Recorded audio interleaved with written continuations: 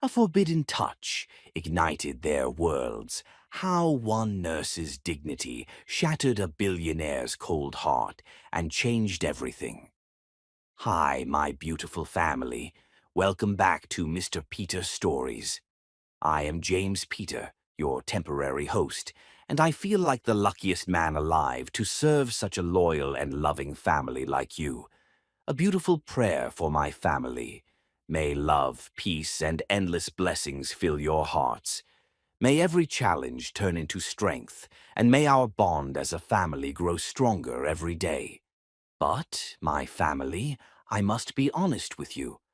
I am a little upset. Our views are going down day by day, and it hurts Mr. Peter deeply. He built this house of love with so much care and passion, and seeing it struggle breaks his heart. YouTube is not recommending our content to all our loyal family members, and many of you are not watching the full story. So, I ask for one promise. Please like this video, share it, and comment below. We are one family. This will help bring our family back together and keep our house of love strong. Now, let's start with love. Chapter 1. The Dignified Nurse.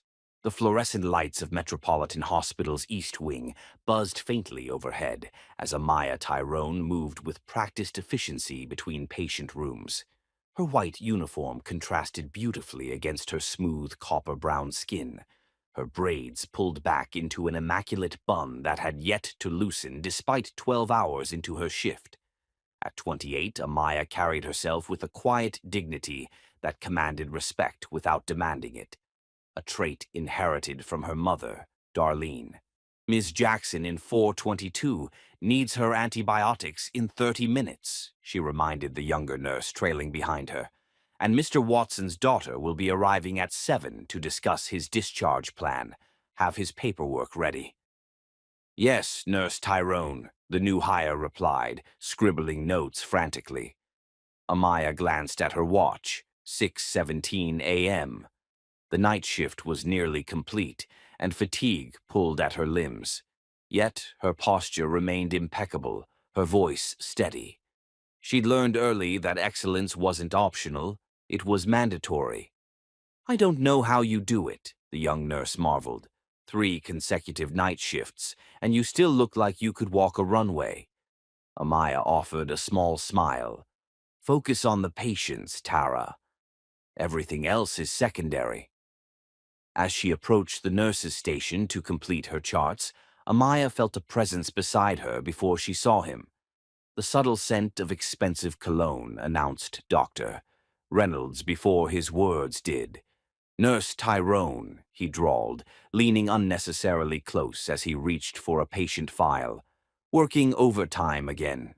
You know, I could think of more pleasurable ways to spend those extra hours. Without flinching or looking up from her documentation, Amaya replied, I believe your wife might have suggestions as well, Doctor. Reynolds, perhaps you should consult her. Her voice remained professional, neither cold nor heated, simply matter of fact. The doctor stiffened, then retreated with a forced chuckle. Always so serious, Tyrone. Around the station, several nurses exchanged knowing glances. This wasn't the first time Dr. Reynolds had made inappropriate overtures, nor was it the first time Amaya had deflected them with unruffled composure. You should report him, whispered Nurse Chen, sliding into the chair beside her. And say what? Amaya asked, her pen moving steadily across the form. That he stands too close? Makes vague suggestions? He's careful to stay just on this side of actionable. It's still harassment.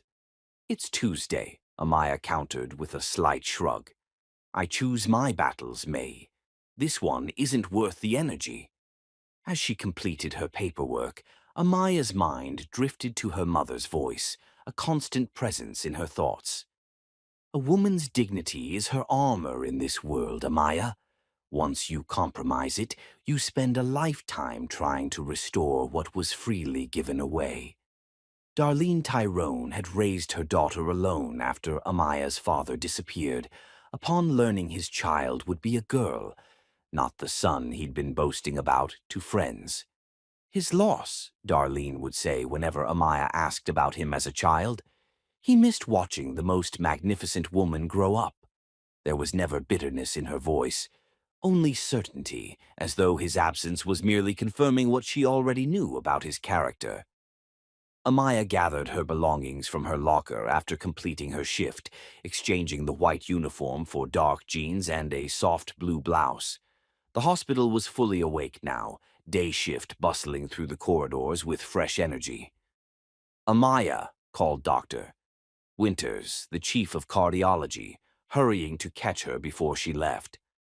Unlike most of his colleagues, Dr. Winters, a 60-something gentleman with kind eyes behind wire-rimmed glasses, always addressed the nursing staff by their first names, viewing them as essential collaborators rather than subordinates. "I'm glad I caught you," he said, slightly out of breath. "That technique you used with Mr. Abernathy yesterday, walking him through his breathing exercises while redirecting his anxiety about the procedure, was brilliant. Would you consider demonstrating it at next week's staff development?" Amaya nodded, touched by the recognition. "Of course, Doctor. I'd be happy to." "Excellent. And how's your mother? Has she recovered from that fall last month?" "Much better, thank you. The physical therapy is helping." Dr. Winters smiled warmly. "Give her my regards, and get some rest, Amaya. You've earned it." The conversation lingered pleasantly in Amaya's mind as she drove home through the awakening city. These moments when her skill and compassion were acknowledged not for how she looked but for the difference she made, felt like victories.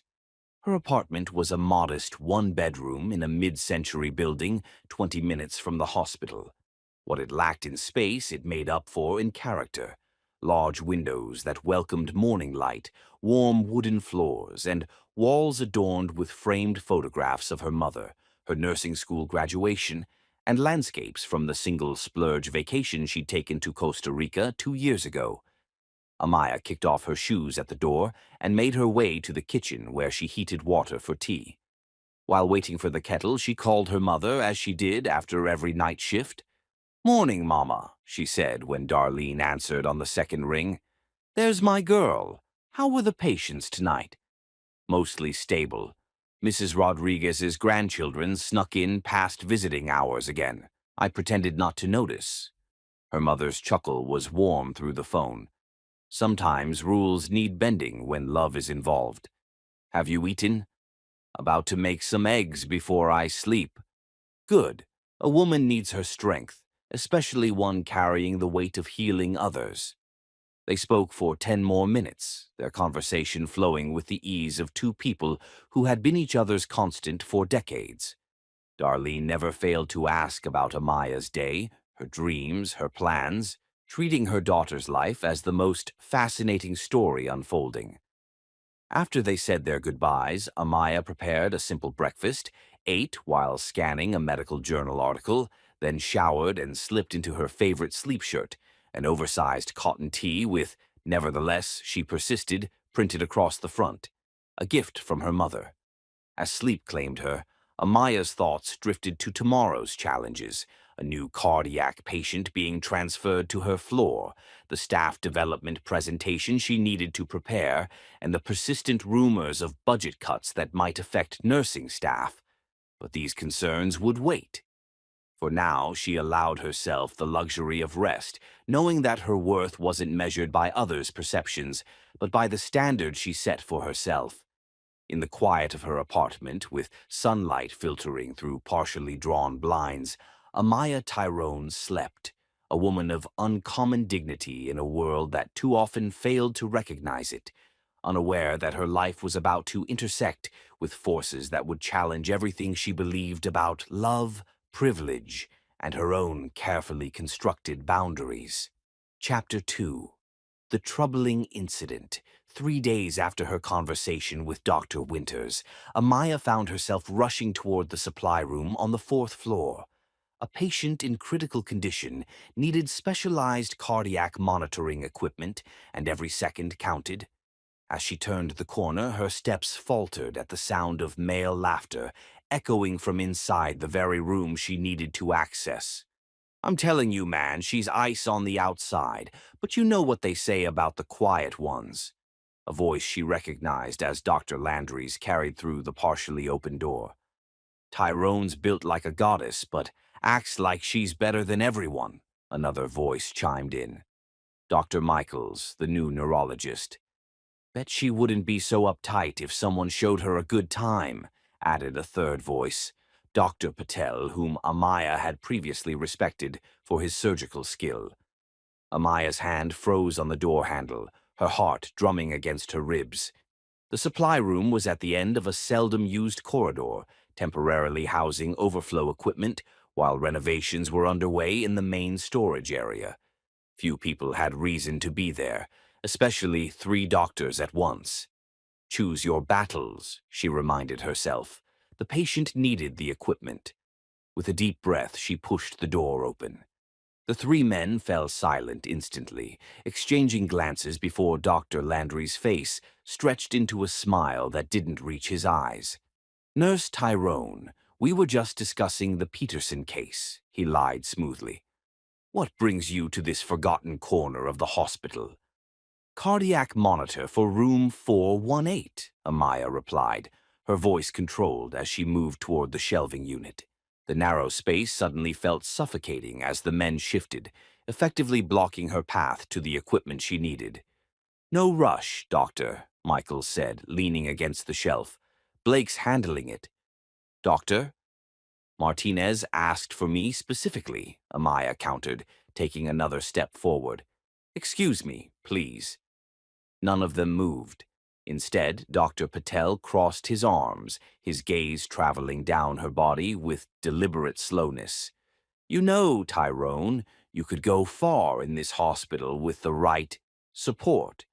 We were just saying what a waste it is that someone with your talents stays so isolated.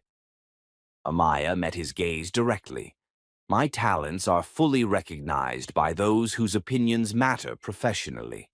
Her voice remained even, though her pulse raced. Now I need to access that equipment for a critical patient. Always so serious, Dr. Landry sighed, echoing Dr. Reynolds' frequent comment. We're just being friendly. Right, guys. The other 2 nodded, their expressions suggesting Amaya was overreacting. My patient is waiting, she said firmly. Move aside, or I'll have to report that 3 senior doctors prevented me from accessing emergency equipment while making inappropriate comments. A tense silence followed. Then Dr. Michaels laughed, though the sound held no humor. Can't even take a compliment. This is why I'm requesting you step aside immediately, Amaya interrupted, her voice quiet but steely. My responsibility is to my patient, not your ego. Something in her unwavering gaze must have communicated her resolve, because Dr. Patel finally shrugged and moved away from the shelf. Whatever. We were leaving anyway. As they filed past her, Dr. Landry whispered, Nobody likes a prude who thinks she's too good for everyone, Tyrone.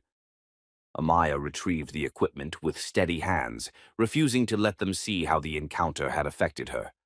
Only after delivering the monitor to Dr. Martinez and ensuring the patient was stabilized did she allow herself a moment alone in the staff restroom, where she gripped the edge of the sink and took several deep breaths. Her mother's voice seemed to whisper in her ear, When they try to make you small, stand tallest. By the end of her shift, Amaya had made her decision. She walked purposefully to Dr. Elizabeth Chen's office, the hospital's chief of staff, a formidable woman who had broken numerous glass ceilings throughout her 40-year career in medicine. Come in, Dr. Chen called in response to Amaya's knock. The office was austere but elegant, much like the woman behind the desk. At 65, Dr. Chen's sleek bob was more silver than black, but her sharp eyes missed nothing as she gestured for Amaya to sit. Nurse Tyrone, this is unexpected. I apologize for the interruption, Dr. Chen. Amaya's posture remained perfectly straight as she recounted the supply room incident with clinical precision, neither embellishing nor downplaying what had occurred. Dr. Chen listened without interruption, her expression unchanging. When Amaya finished, the older woman removed her glasses and pinched the bridge of her nose. You realize they'll deny everything, claim you misinterpreted their professional camaraderie? Yes, Amaya replied simply, but that doesn't change what happened. Dr. Chen studied her for a long moment. You're one of our best nurses, Tyrone. Smart, dedicated, exceptional with difficult patients. Why risk making powerful enemies? With respect, Dr. Chen, I'm not the one who created this situation, and if staying silent is the price of advancement, it's too high.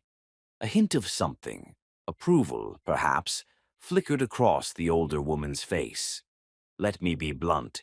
The board is reluctant to discipline doctors without concrete evidence, especially ones bringing in research grants.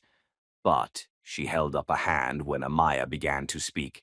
I believe you, and I have an alternative solution that might interest you. She slid a folder across the desk. Mercer Peterson. Yes, that Peterson is recovering from cardiac surgery. He's requested a private nurse for his home care. The position pays triple your current salary, with accommodations provided at the Peterson estate for the 3-month recovery period. Amaya blinked, taken aback. You want me to leave? I want you to consider an exceptional opportunity while I handle this situation, Dr. Chen corrected. By the time Peterson's recovery is complete, certain personnel changes will have occurred. The board may drag their feet on explicit harassment claims, but they move quite efficiently when reminded about liability issues regarding doctors who prevent access to emergency equipment. Amaya opened the folder, scanning the details of the position. The compensation was indeed substantial, enough to help her mother move into a better apartment, pay off her remaining student loans, and still save considerably. Why me? She asked, looking up. Because Peterson specifically asked for someone unimpressed by wealth, with impeccable credentials and I quote, enough backbone to tell me when I'm being an ass. Dr. Chen's lips curved slightly. I thought of you immediately. For the first time since entering the office, Amaya allowed herself a small smile. I see. Take 24 hours to decide, Dr. Chen said, rising to indicate the meeting was concluding. And Tyrone? Whatever you choose, know that I expect a full incident report on my desk by tomorrow morning. Those three need to learn that actions have consequences, regardless of where you're working next month. That evening, Amaya sat on her small balcony, phone in hand, her mother on speaker as she outlined the situation. They offered you how much? Darlene exclaimed after Amaya mentioned the salary. It's temporary, Mama. 3 months. With references from the Petersons afterward, her mother pointed out pragmatically. Baby, doors like this don't open every day. And it sounds like Doctor Chen is giving you a graceful exit while she cleans house. Amaya sighed, watching the city lights blink on as dusk settled. It feels like I'm running away. No, Darlene's voice was firm. It's advancing strategically. There's a difference. Later, as Amaya prepared for bed, her decision crystallized. She would accept the position, but not before filing her report. Whatever awaited her at the Peterson estate, she would face it as she faced everything, with dignity intact and head held high, carrying her mother's wisdom like armor against whatever challenges came next. What she couldn't know was that the greatest challenge wouldn't come from Mercer Peterson, but from his enigmatic son, Wells, a man whose reputation for careless privilege and casual relationships preceded him, but whose true nature remained hidden behind layers of carefully constructed indifference that only Amaya would eventually see beyond. Chapter 3. The Peterson Estate. The Peterson estate sprawled across 5 acres of meticulously landscaped grounds in Westlake Hills, where old money had built palatial homes on the city's most coveted ridge. Amaya's modest sedan seemed out of place as she drove through wrought iron gates that parted silently upon her arrival. She had received clearance from security after providing her credentials, yet still felt like an intruder as she followed the curved driveway toward the main house.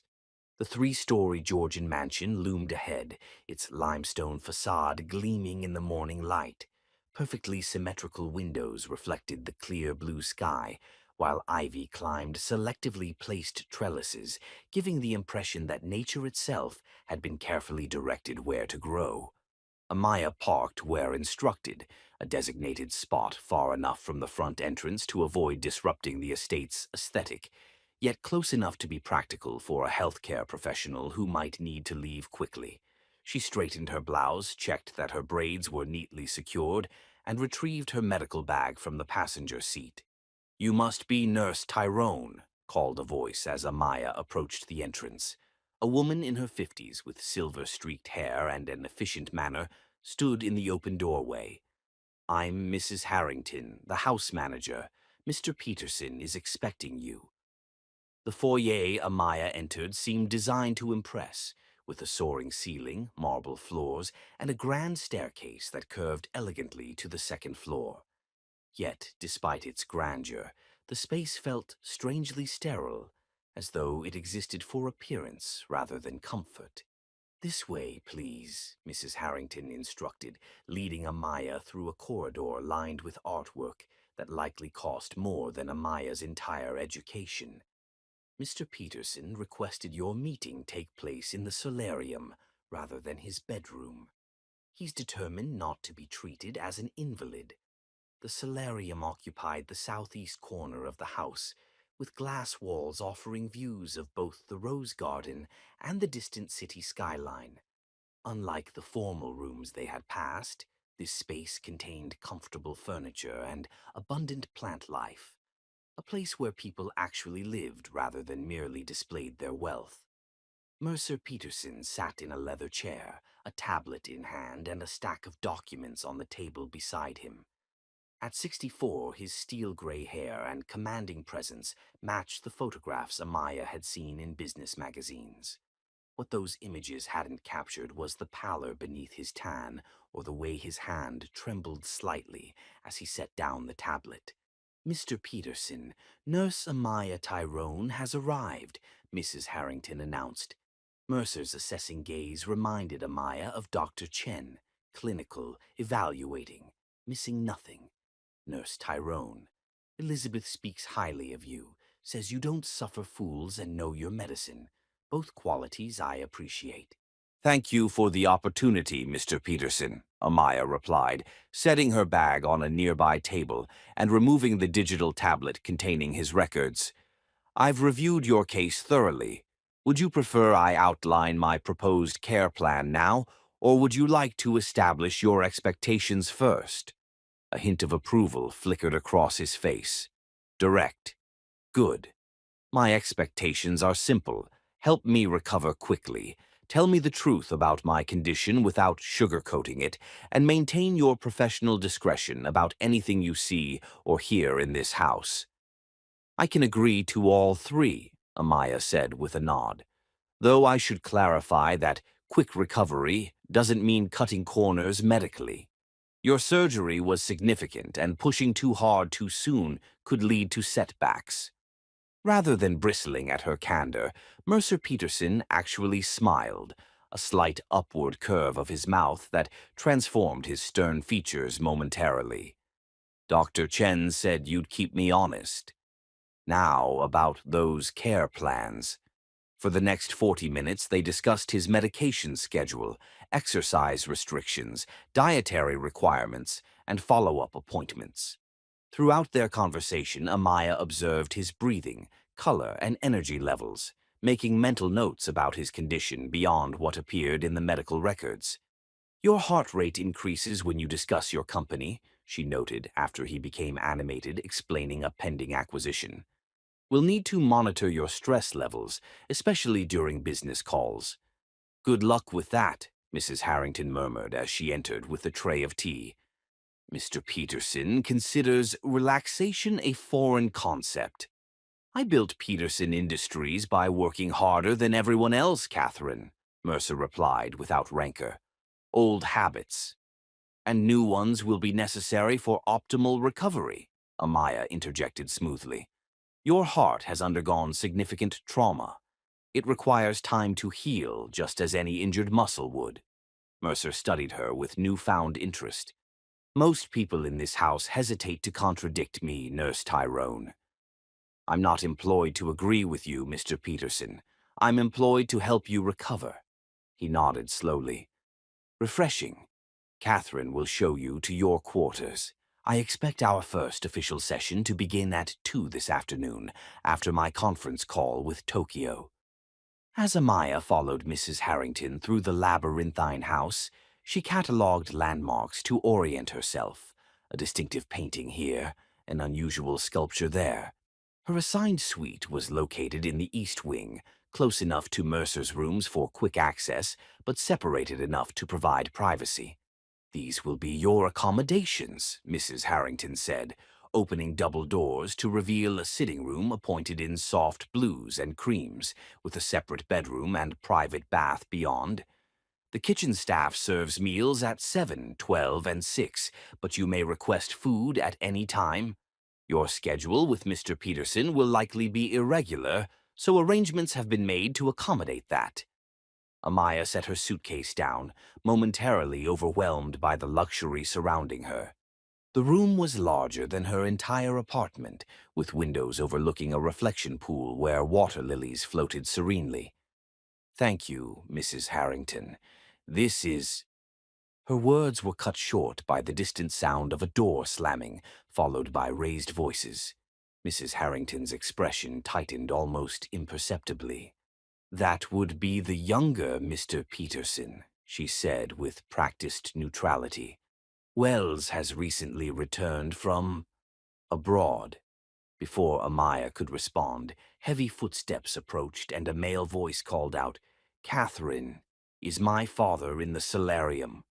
He's resting, Mr. Wells, Mrs. Harrington replied as a figure appeared in the doorway.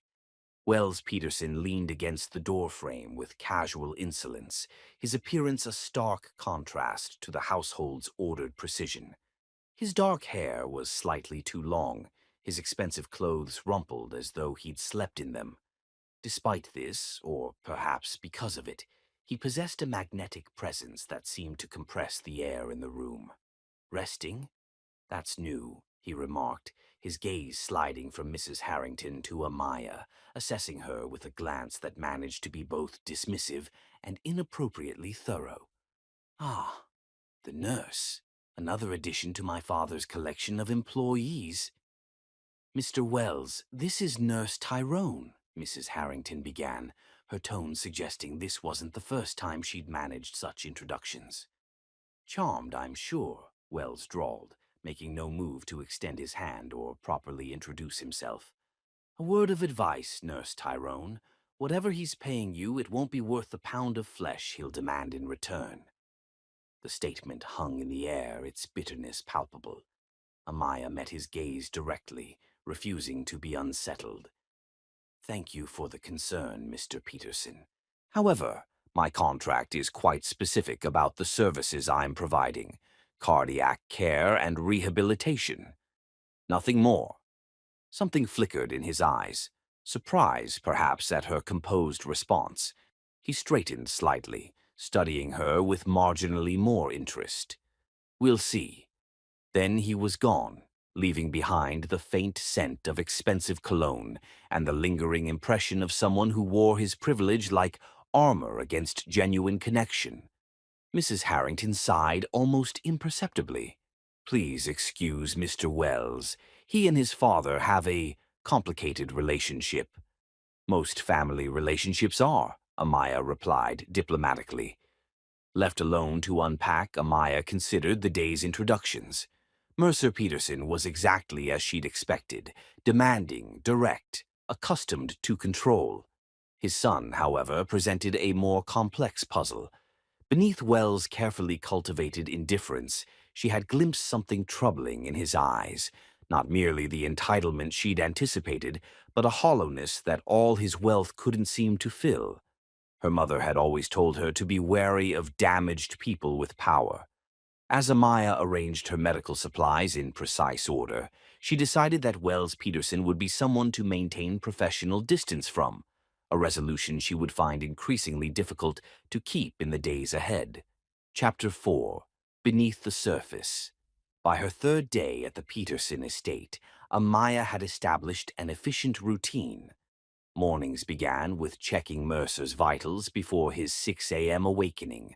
The man adhered to the same schedule he'd maintained for 40 years, cardiac surgery notwithstanding. She supervised his medication, monitored his supervised exercise sessions, and attended the daily briefings where Mercer insisted on managing his business empire despite doctor's orders. "Your blood pressure spikes every time Harrison mentions the Singapore deal," Amaya noted after one particularly tense video call with Mercer's executive team. She recorded the reading in her digital log, her expression neutral but her tone firm. "We discussed stress management, Mr. Peterson." "Impossible to avoid stress completely in my position," Mercer replied, though he did lean back in his chair as instructed, practicing the breathing techniques she'd taught him. "Not completely, but we can implement better strategies. Perhaps delegate the Singapore negotiations temporarily." Mercer's eyebrows rose. "You understand what was being discussed?" "I understand enough," Amaya replied. "My father wasn't present in my life, but my mother made certain I received comprehensive education in finance alongside my medical training. She believed women should understand money as well as men do." "Smart woman, your mother," Mercer observed, studying Amaya with new interest. "Most healthcare professionals zone out during these calls. My responsibility is your health, which includes understanding what affects it." She checked his pulse again. "Better. Now your next medication should be taken with food. Mrs. Harrington mentioned lunch would be served on the terrace today." As they made their way through the house, Amaya couldn't help noticing that while every surface gleamed with polish and every object appeared valuable, the space lacked the warmth of a true home. No casual family photographs adorned the walls, no books sat half-read on side tables, no evidence that people lived rather than simply resided here. The terrace overlooked an Olympic-sized swimming pool where a solitary figure cut through the water with powerful strokes. Wells Peterson emerged from the pool just as they were seated, water cascading from broad shoulders as he reached for a towel. Without acknowledging their presence, he dried himself perfunctorily before dropping into a lounger 20 feet away, immediately absorbed in his phone. "You might join us for lunch, Wells," Mercer called, his tone making the invitation sound more like a summons. "Since you apparently have time for swimming, you must have time to eat." Wells didn't look up. "I have plans." "You've had plans every day since your return," Mercer observed dryly. "Strange how none of them involve Peterson Industries." "Not strange at all," Wells replied, finally glancing their way. "Entirely intentional, in fact." The exchange crackled with familiar tension, a well-worn argument conducted in shorthand. Amaya focused on arranging Mercer's medication beside his plate, providing a semblance of privacy despite her presence.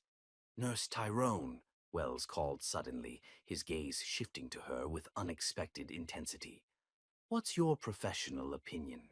Is my father well enough to be aggravated by family matters, or should he be spared the disappointment of his only son and heir for a few more weeks?" The question was designed to provoke, but Amaya met his gaze evenly. "My professional opinion is that moderate social interaction is beneficial for recovery, Mr. Peterson.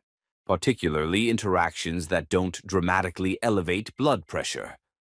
Wells' eyebrows rose slightly, whether at her measured response or her implied criticism, she couldn't tell. "See," Mercer said with satisfaction, Even your nurse thinks you should join the family business discussions. Actually, Amaya interjected calmly, I said moderate social interaction would be beneficial. I made no recommendation regarding business matters. She turned to Mercer. Your cardiologist specifically advised against full workdays for at least 6 weeks, Mr. Peterson. That was in the discharge paperwork you signed. A fleeting expression crossed Wells' face, surprise followed by something that might have been reluctant appreciation. He stood abruptly. Enjoy your lunch, Father. I have a flight to catch. With a mock salute to Amaya, he strode toward the house, phone already at his ear. He wasn't always like this, Mercer said after a long silence, his voice uncharacteristically subdued. After his mother left, things changed. Amaya maintained her professional demeanor despite her curiosity. I understand transitions can be difficult. She steered the conversation back to safer territory. Now about your afternoon schedule. Later that evening, Amaya called her mother as she did each night, settling into the window seat of her suite with a cup of chamomile tea. The house is something from a magazine, Mama, she described, watching moonlight ripple across the reflection pool outside. But it feels empty somehow. Big houses often do, Darlene replied. Takes more than expensive things to make a home. Mercer Peterson is exactly what I expected. Demanding but straightforward. His son is... She hesitated, searching for the right word. Handsome, her mother supplied with a knowing chuckle.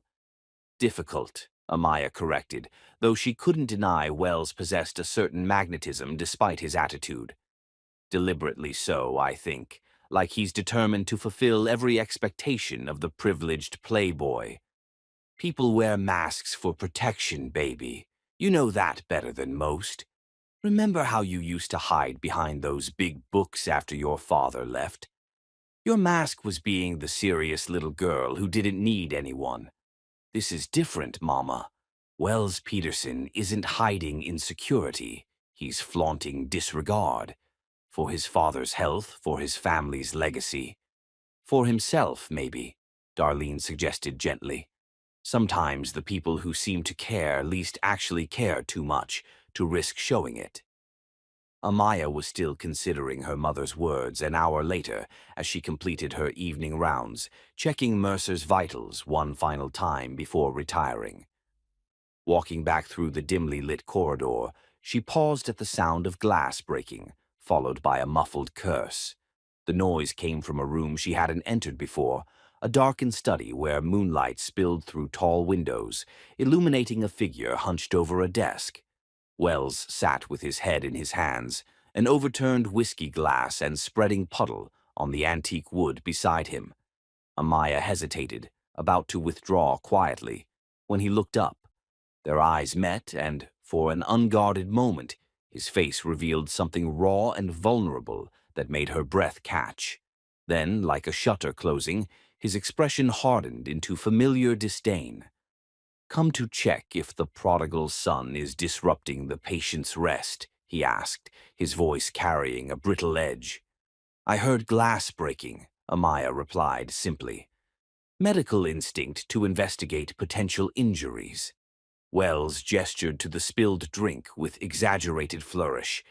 Just wounded pride and expensive scotch, Nurse Tyrone. Nothing requiring your professional attention. She should have left then. Everything about the situation screamed private moment, not medical emergency. Instead, surprising herself, Amaya crossed to the sideboard where a pitcher of water stood. Hydration helps prevent the worst effects of alcohol, she said, pouring a glass and setting it before him with clinical precision. And nightmares. His head snapped up. I wasn't... Your father mentioned you returned from Tokyo 2 days ago. That's an 11-hour time difference. Sleep disturbances are common, often manifesting as vivid dreams or nightmares. She spoke matter-of-factly, offering scientific explanation rather than sympathy, sensing the latter would be rejected outright. Wells studied her for a long moment, his expression unreadable. Finally, he reached for the water. "Is there anything you don't analyze with clinical detachment, Nurse Tyrone?" "Many things," she replied honestly. "But right now I'm on duty." "Always the professional." His tone held something almost like respect. "Do you ever stop being Nurse Tyrone? Let down that perfect composure and just be Amaya?" The way he said her name, the first time he'd used it, sent an unexpected ripple of awareness through her. "Good night, Mr. Peterson. The kitchen keeps ginger tea in the left cabinet. It helps with jet lag better than whiskey." As she turned to leave, his voice followed her, softer than before. "Amaya?" She paused at the threshold without looking back. "Thank you for not mentioning this to my father." The vulnerability in those words hung in the air between them, a momentary bridge across their different worlds. Without turning, she nodded once, continuing down the corridor with measured steps that betrayed none of her inner confusion. That night, lying awake in her luxurious but unfamiliar bed, Amaya found herself revisiting the moment. The moonlight on Wells' face, the unguarded pain in his eyes before his defenses rose again, the way her name had sounded in his voice. Her mother's words echoed in her mind. Sometimes the people who seem to care least actually care too much to risk showing it. Perhaps beneath Wells, Peterson's carefully cultivated indifference lay something more complex than she had initially assumed, depths that his wealth and privilege had never taught him to navigate safely. The revelation was unwelcome, disrupting the professional distance she had intended to maintain. It was always easier to keep your composure around people who fit neatly into categories: patient, colleague, superior. But Wells Peterson, with his contradictions and glimpses of unexpected vulnerability, defied such simple classification, making him far more dangerous to Amaya's carefully ordered world than she cared to admit. Chapter 5. The Night That Changed Everything. 2 weeks into her position at the Peterson estate, Amaya had settled into a rhythm balancing Mercer's care with maintaining professional boundaries. The initial awkwardness following her late-night encounter with Wells had gradually subsided into polite, distant interactions when their paths crossed, which happened with increasing frequency as Wells inexplicably spent more time at the estate. Today, Mercer was preparing to attend his first public function since the surgery, a charity gala where the Peterson Foundation would announce a significant endowment. Though Amaya had advised against it, his cardiologist had reluctantly approved a brief appearance provided Mercer limit himself to 1 hour. "I built this foundation 30 years ago," Mercer said as Amaya checked his blood pressure. "Missing the annual gala would start rumors about my health that could affect stock prices." "Your health should be more important than stock prices, Mr. Peterson." After completing her notes on Mercer's pre-event vitals, Amaya began gathering her belongings. With both Petersons absent, she planned to use the evening to catch up on continuing education credits. "You're leaving?" Mrs. Harrington asked, noticing Amaya's preparations. "I assumed Mr. Peterson wouldn't need me while he's out with you as his escort," Amaya explained. "Nonsense," Mercer interjected. "Your contract includes residence here specifically for emergencies. I expect you to remain on site." After they departed, Amaya had just settled in her suite when a knock interrupted her concentration. Wells stood in the hallway, dressed in jeans and a simple gray Henley. "Mr. Peterson," she acknowledged. "I thought you had dinner plans." "Had," he confirmed. "The house is empty except for us. You've been working consecutive shifts for 2 weeks. Go home, Amaya. Whatever my father's paying you, it doesn't include surrendering your entire life to this mausoleum." The use of her first name combined with what appeared to be genuine concern caught her off guard. "I don't mind staying." "But you don't need to," he insisted. "Father won't return for hours, and I'm perfectly capable of calling you if there's an emergency." 20 minutes later, Amaya had packed an overnight bag but stopped before reaching her car. The same intuition that had saved patients when monitors showed no cause for concern. She stood in the driveway, looking back at the illuminated mansion against the darkening sky. "You're being ridiculous," she told herself. "Go home." Yet something kept her rooted in place. With a sigh, she turned and walked back inside. The house was quiet as she re-entered. She made her way to the media room where Wells had said he'd be, intending to let him know she'd changed her mind about leaving. The room was empty, a half-eaten sandwich and untouched drink abandoned on the coffee table. Amaya was about to leave when a strange sound reached her, a gasping wheeze followed by something heavy hitting the floor in the adjacent kitchen. She rushed through the connecting door to find Wells collapsed on the marble tiles, his face alarmingly swollen, lips blue-tinged as he struggled to breathe. Anaphylaxis, Amaya diagnosed instantly, dropping to her knees beside him. "Wells, do you have an EpiPen? Where is it?" His eyes widened in recognition, one hand weakly gesturing toward the second floor. "I'm calling an ambulance, but we can't wait," she said, already dialing with one hand while checking his pulse with the other. "I need to get your epinephrine. I'll be right back." Amaya sprinted through the house to Wells' bedroom, a space unexpectedly austere compared to the rest of the house, with monochromatic furnishings and bookshelves filled with well-worn volumes. In the ensuite bathroom's medicine cabinet, she found an insulated case containing 2 EpiPens. Back downstairs in under a minute, she found Wells' condition deteriorating rapidly. "I'm administering epinephrine," she told him, pressing the injector firmly against his outer thigh for 3 seconds. "Help is coming," she said, maintaining the calm tone that had steadied countless patients. "The epinephrine will work quickly. Try to stay with me, Wells." As if in response, his next breath came marginally easier. Amaya elevated his legs using cushions, continuing to monitor his vital signs.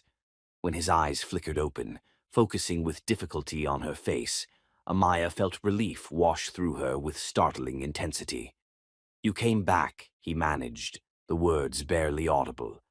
"I forgot my charger," she replied with a small smile. "What triggered this?" "Sandwich, sesame seed bun," he whispered. "Kitchen staff. New." In the ambulance, Wells drifted in and out of consciousness as the paramedics administered additional medication. Amaya maintained physical contact throughout the journey, her hand on his arm, a tether to consciousness. At the hospital, she provided his medical history to the attending physician, then stepped back as the emergency team took over. Only then did the full impact of what had nearly happened hit her. She sank into a waiting room chair, suddenly aware of her own racing heart. Hours passed in the sterile hospital corridor. She called Mercer, interrupting the gala. She coordinated with Mrs. Harrington about retrieving necessary items from Wells' room. She checked regularly with the medical team. What she didn't do was leave. Dawn was breaking when Wells was moved from emergency to a private room.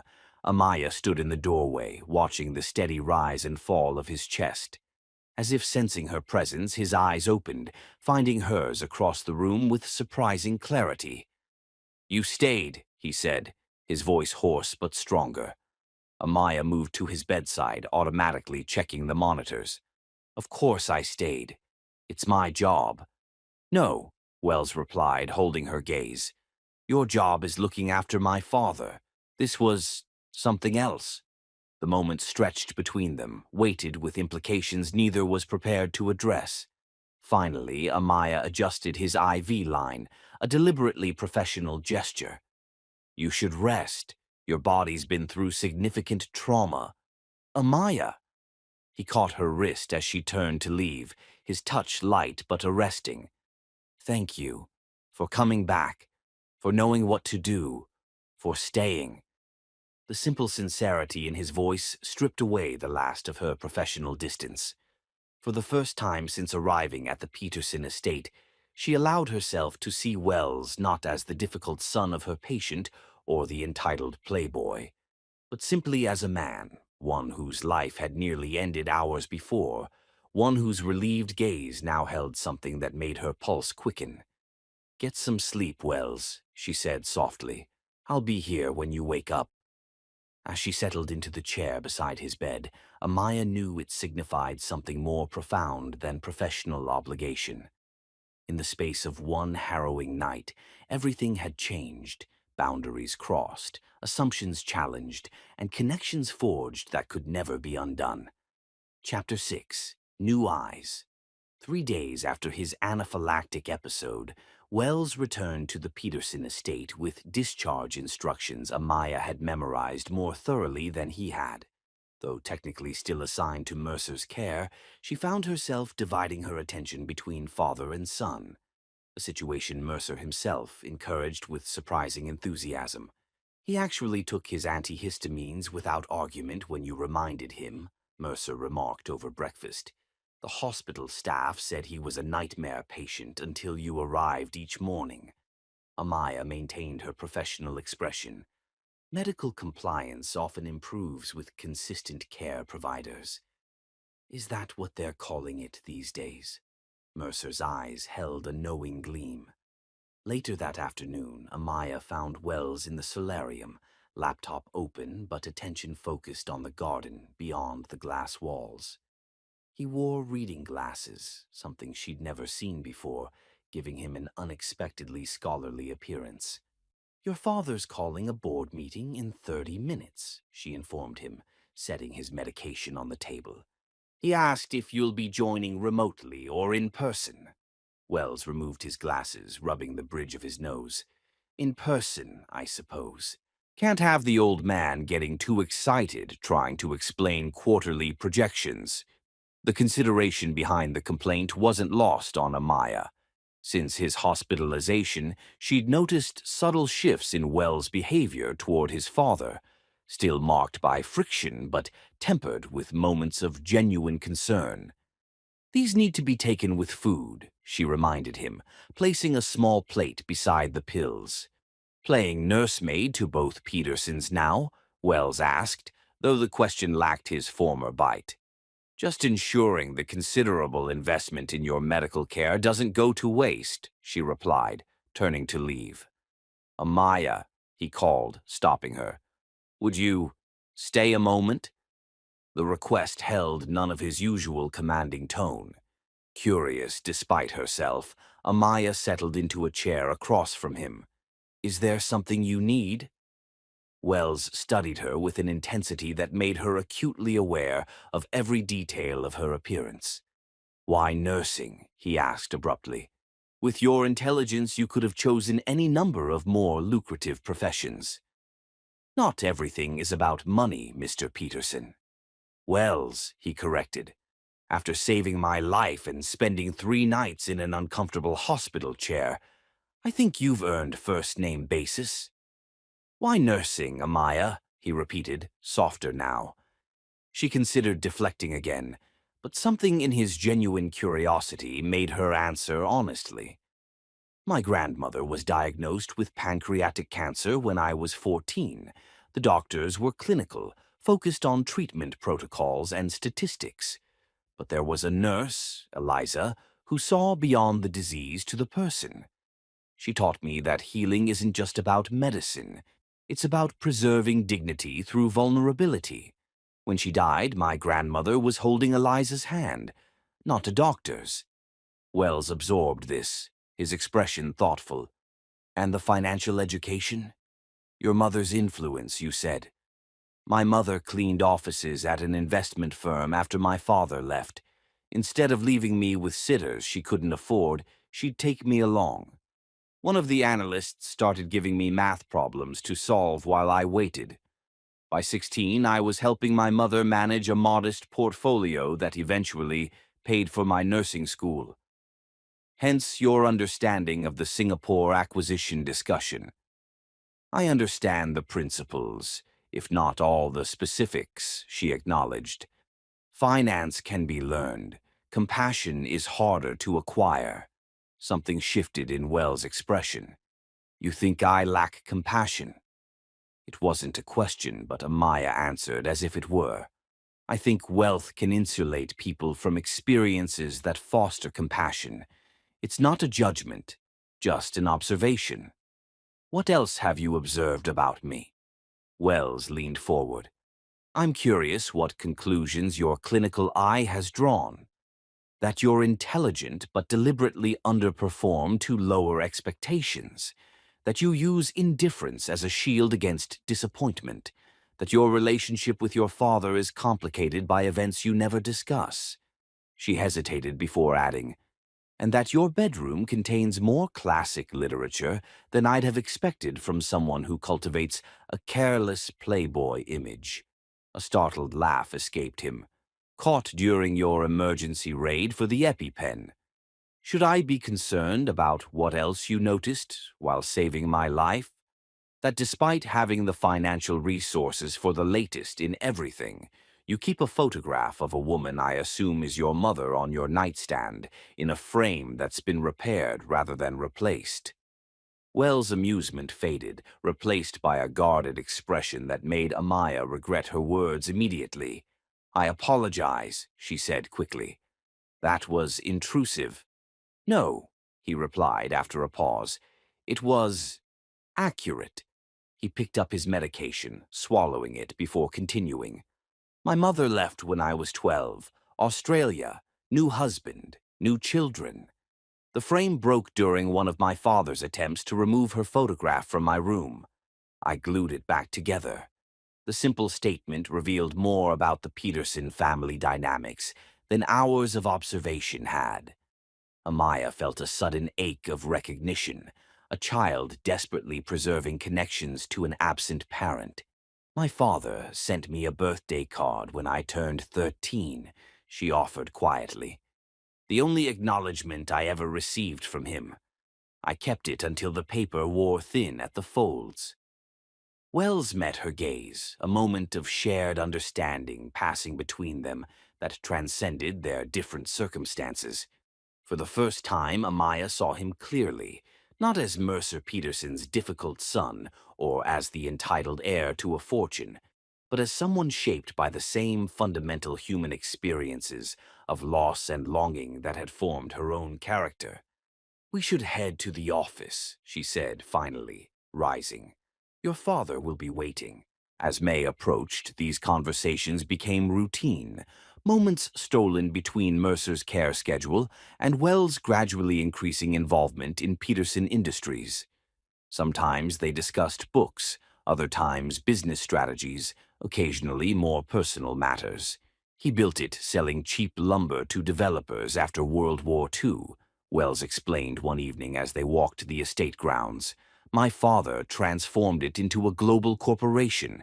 Everyone expects me to take it further, but you have reservations, she supplied when he trailed off. The methods that built our fortune wouldn't be acceptable today, he said. Clear-cutting forests, exploiting regulatory loopholes, aggressive acquisition tactics that destroyed smaller businesses. My father sees adaptation to ethical standards as necessary public relations. I see it as fundamental to the company's future. Have you told him this? Wells laughed without humor. Repeatedly. He hears criticism of his life's work, not vision for sustainable growth. It's easier to play the irresponsible heir than fight battles I can't win. So you sabotage yourself instead, Amaya challenged. That seems like surrender, not strategy. He studied her with newfound interest. Most people in my life either agree with everything I say or dismiss me entirely. You do neither. Would you prefer false agreement? She asked. No, he replied thoughtfully. I prefer truth, even when uncomfortable.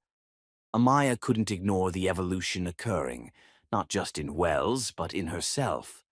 The professional distance she prided herself on maintaining had subtly eroded, replaced by something she hesitated to name. What happens after next week? Wells asked one evening as darkness fell around them. When my father's condition no longer requires full-time care. The question acknowledged the inevitable conclusion of her assignment and the uncertain future of whatever was developing between them. "I don't know," Amaya admitted, the honesty both frightening and liberating. "This wasn't in any care plan I developed."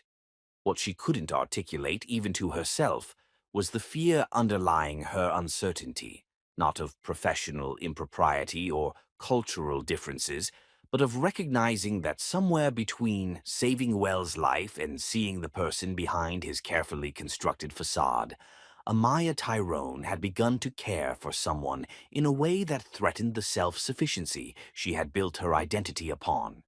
And that, more than any external complication, was what truly terrified her. Chapter 7.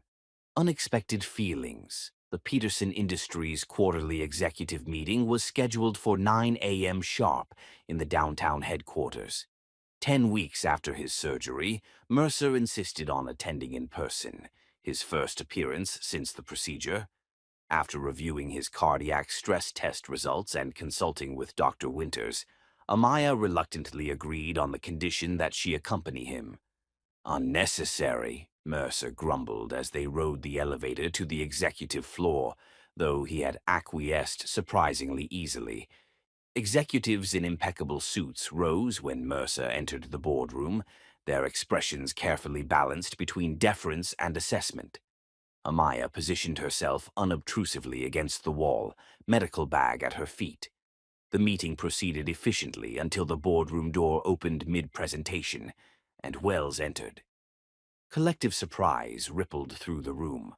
While Wells held the title of Executive Vice President, his attendance at routine meetings had been sporadic at best. Today, however, he wore a perfectly tailored suit, his usually casual hair styled with deliberate care, tablet in hand.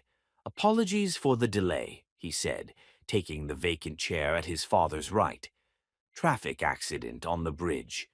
For the next hour, Amaya witnessed something remarkable. Wells functioning not as the reluctant heir, but as a knowledgeable executive with unexpected command of international markets and sustainability metrics. He challenged assumptions and offered alternative approaches that clearly surprised everyone present, his father most of all. During a brief recess, Mercer approached where Amaya stood. "Did you know about this?" he asked quietly, nodding toward Wells, who was engaged in conversation with two senior executives. "About what specifically, Mr. Peterson?" "My son. Actually prepared. Actually engaged." Mercer's tone held equal parts suspicion and hope. "He's attended 3 meetings this week, requested full access to the environmental impact studies for our Pacific Rim projects." Amaya maintained her professional demeanor despite her private satisfaction. "Perhaps your medical situation provided perspective on what matters to him." Mercer studied her with shrewd assessment. Perhaps, or perhaps other factors have motivated this change. The meeting reconvened before Amaya could formulate a suitably neutral response to his implication. For the remaining 2 hours, she observed the subtle dynamics unfolding. Wells' growing confidence as his contributions were acknowledged, Mercer's gradual shift from skepticism to cautious approval, and the executive team's recalibration as they processed this unexpected development. When the meeting concluded, Wells approached Amaya while his father was occupied with the CFO. "Well, how did I do?" he asked, his voice pitched for her ears alone. "That's hardly for me to judge, Mr. Peterson," she replied, though she couldn't entirely suppress a small smile. "Your father seems impressed."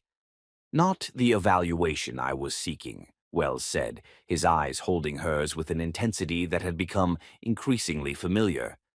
"But I'll take it as a start." Later that evening, the Peterson estate bustled with unexpected activity as Wells hosted several executives for an informal strategy session. Amaya, ensuring Mercer took his evening medication, observed the transformation of the usually quiet house with private amazement. "He's never used the home office for actual work before," Mercer commented, watching his son lead the group through the corridor. "Always claimed the atmosphere stifled creative thinking." People change, Amaya said simply. Some faster than others, Mercer replied with a knowing look that made her uncomfortably aware of her own shifting feelings. The next morning, Amaya was completing Mercer's therapy session when Mrs. Harrington appeared at the door, her expression unusually flustered. "Miss Madison Pierce has arrived unannounced," she announced with barely concealed disapproval. "She's insisting on seeing Mr. Wells," Mercer sighed. "Madison Pierce, daughter of Senator Pierce, occasional companion of my son between his more exotic pursuits." Before Amaya could respond, the sound of an argument drifted from downstairs, a woman's voice cultured but raised in obvious irritation, followed by Wells' deeper tones. "Perhaps we should continue your exercises on the terrace," Amaya suggested to Mercer, attempting to provide privacy for what was clearly a personal matter. "Nonsense," Mercer replied with unexpected relish. "My prescribed walking route takes us directly past the main foyer. Doctor's orders, correct?" As they descended the stairs, the confrontation came into full view. Madison Pierce, willowy, blonde, and impeccably dressed in designer casual wear, stood with arms crossed, her perfect features arranged in practiced displeasure. Wells faced her, his stance defensive but restrained. "3 weeks, Wells. 3 weeks without a single call, and suddenly you're too busy with meetings to join the Sinclair's yacht party," Madison was saying as they approached. "Everyone's talking about it. My father asked if we'd broken up, and I had no idea what to tell him." "Perhaps that we were never together in any formal sense," Wells replied with remarkable patience. "We've accompanied each other to social functions. That's hardly a commitment." Madison's gaze shifted, noticing Mercer and Amaya's approach. Her expression immediately transformed into a gracious smile. "Mercer, darling, you look wonderful. Recovery must be going splendidly." "Madison," Mercer acknowledged with minimal enthusiasm. "Unexpected visit. Just trying to rescue your son from his sudden attack of corporate responsibility." She laughed, though it didn't reach her eyes. Her attention turned to Amaya, assessing her with a quick, dismissive glance. "And you must be the nurse." "Amaya, is it? Wells mentioned you were dedicated." Something in her tone transformed the word into an insinuation. "Miss Tyrone has been instrumental in my recovery," Mercer stated firmly. Madison's smile remained fixed as she turned back to Wells. "Perhaps your nurse could enlighten me on what's so pressing that you've ghosted your entire social circle. Surely patient care doesn't require 24-hour devotion after all this time." Wells' expression hardened. "That's enough, Madison." "What? I'm simply asking." "You're implying something inappropriate about a healthcare professional who saved my life," Wells interrupted, his voice quiet but intense. "And I won't allow it." Madison stepped back, genuine surprise replacing her practiced poise. "My God, it's true then." "What's true?" Wells asked warily. "Caroline said you were different since your medical incident, that you'd been seen at corporate headquarters, missing charity galas." Her eyes narrowed as she looked between Wells and Amaya. "But it's more than that, isn't it? You've actually fallen for your father's nurse." The accusation hung in the air. Amaya felt her professional composure threatening to crack under the scrutiny of 3 pairs of eyes. Madison's coldly assessing, Mercer's calculatingly observant, and Wells filled with something unreadable but intense. "Miss Pierce," Amaya began, determined to defuse the situation professionally. "Mr. Peterson's recovery requires structure and consistency. His son has been supportive of that regimen, which naturally impacts his previous social schedule." "How diplomatic," Madison replied with false sweetness. "Well, don't let me disrupt the regimen." She turned to Wells, her voice dropping. "When you're finished playing corporate reformer with your new inspiration, you know where to find me." After her departure, an uncomfortable silence descended. Mercer, displaying unexpected tact, excused himself to take a business call, leaving Wells and Amaya alone in the foyer. "I apologize for that," Wells said finally. "Madison has always had a talent for creating scenes."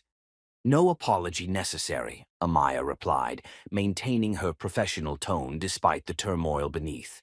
"It's not uncommon for a patient's recovery to affect family dynamics." "Is that what this is to you? A clinical observation of family dynamics?" Wells asked, stepping closer. "Because what just happened felt considerably more personal than professional." Amaya met his gaze directly. "What I think doesn't matter. What matters is maintaining appropriate boundaries while I'm employed here." "And after?" The question was barely above a whisper.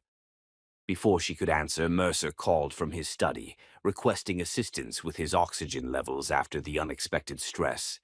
The moment shattered, leaving Amaya to retreat into her professional role, while Wells watched her go, his expression revealing more than he had ever verbally acknowledged about his unexpected feelings for the woman who had saved more than just his physical life. Chapter 8. The Proposition. 2 months into Amaya's assignment at the Peterson estate, Mercer's recovery had progressed remarkably. His stamina had improved to the point where he now spent 3 days a week at corporate headquarters, his medication had been reduced, and his latest echocardiogram showed significant healing. Dr. Winters had expressed satisfaction bordering on amazement during their last follow-up appointment. "Whatever you're doing, Nurse Tyrone, keep doing it," he had said, reviewing Mercer's results. "I rarely see such consistent progress in patients this age, especially those determined to ignore half my instructions." Mercer had merely smiled. "Good genes and better nursing care. When can I resume my full schedule?" On the drive back to the estate, Mercer had been unusually contemplative.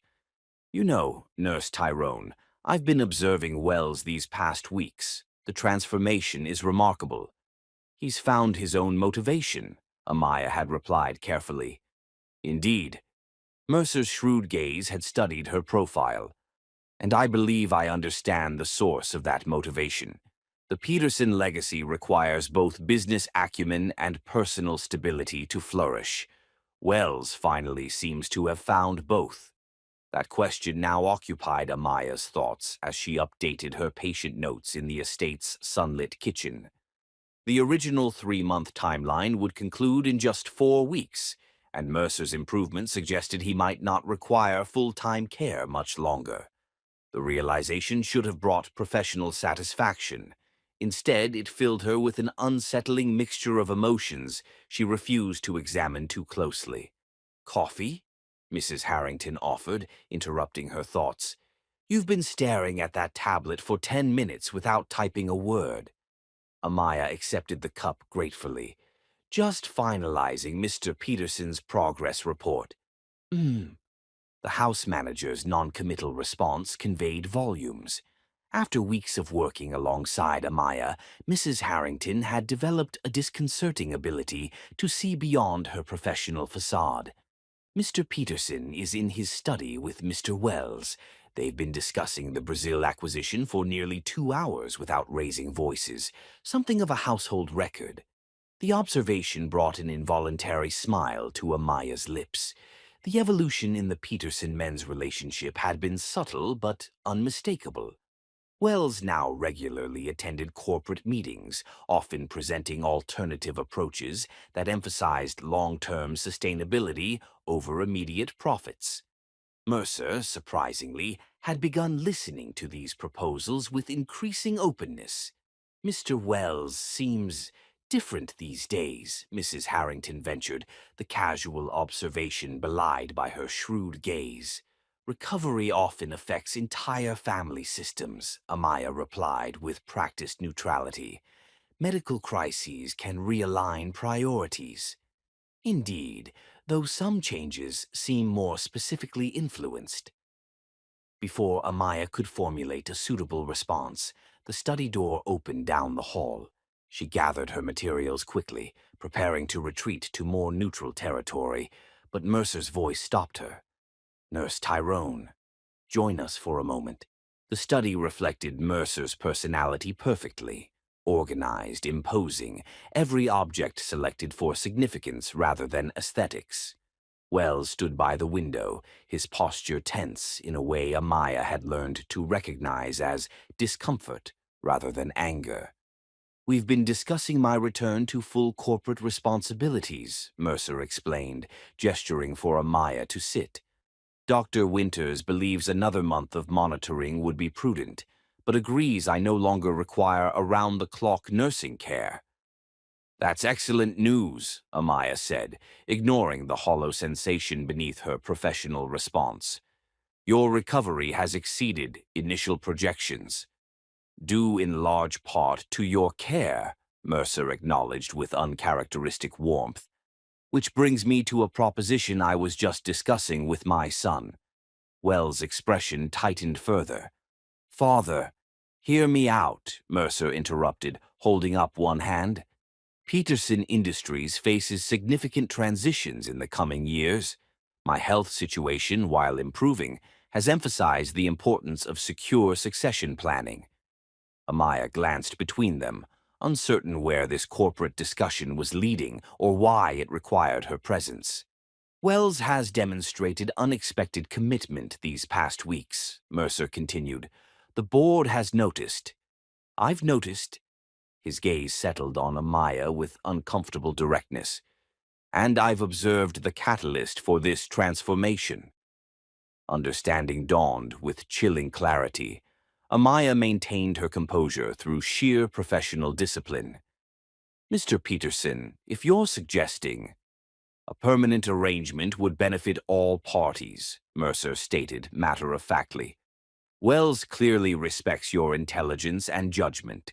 You've proven your discretion and integrity. The Peterson name carries significant influence, and the family requires someone with both backbone and grace to carry it forward." He leaned forward, his expression earnest. "I've watched how you handle difficult situations with dignity, how you've stood up to me when necessary. The board members have noticed your influence on Wells. Even Harrison mentioned how impressed he was with your grasp of our Southeast Asian market concerns." The clinical assessment of her suitability as a potential Peterson bride struck Amaya like a physical blow. She had faced objectification before, had developed defenses against the reduction of her person to her appearance or utility.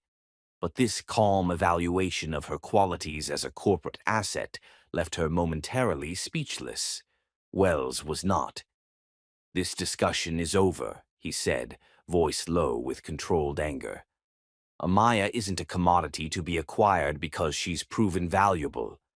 "I meant no offense," Mercer said, appearing genuinely surprised by their reactions. "I'm simply acknowledging reality. You've changed since she arrived. The company benefits from that change. Formalizing the connection seems logical." "Logic has nothing to do with it," Wells replied sharply. "This isn't the 18th century. You don't get to arrange marriages to consolidate business interests." Amaya found her voice at last. "While I appreciate your confidence in my abilities, Mr. Peterson, my professional relationship with your family concludes when my contract ends. Any suggestion of other arrangements is inappropriate." "See?" Wells gestured toward her with something like pride. "This is exactly why your proposition is absurd. Amaya deserves better than a calculated alliance with our dysfunctional family." The defense, while well-intentioned, stung in its own way. Amaya stood, reclaiming her professional distance with effort. "I should check your midday readings, Mr. Peterson, and I believe Wells has a conference call scheduled." "Of course," Mercer nodded, apparently untroubled by their reaction to his suggestion. "We'll revisit your contract extension next week." In the hallway, Wells caught up to Amaya, his expression apologetic. "I'm sorry about that. He means well in his emotionally stunted way." "There's no need to apologize," she replied, striving for a neutrality she didn't feel. Your father views everything through a pragmatic lens. That's a diplomatic way of describing his complete disregard for normal human feelings. Wells ran a hand through his hair in frustration. For what it's worth, I told him the idea was inappropriate before you arrived. Because I'm your father's nurse? Or because I'm not suitable for the Peterson name? The question escaped before she could contain it. Wells stared at her, genuine shock replacing his irritation. Because you deserve to be valued for yourself, not for what you might contribute to a corporate legacy. Because relationships should develop naturally, not through parental manipulation. His voice softened. And because if anything ever happened between us, I'd want it to be real, not arranged.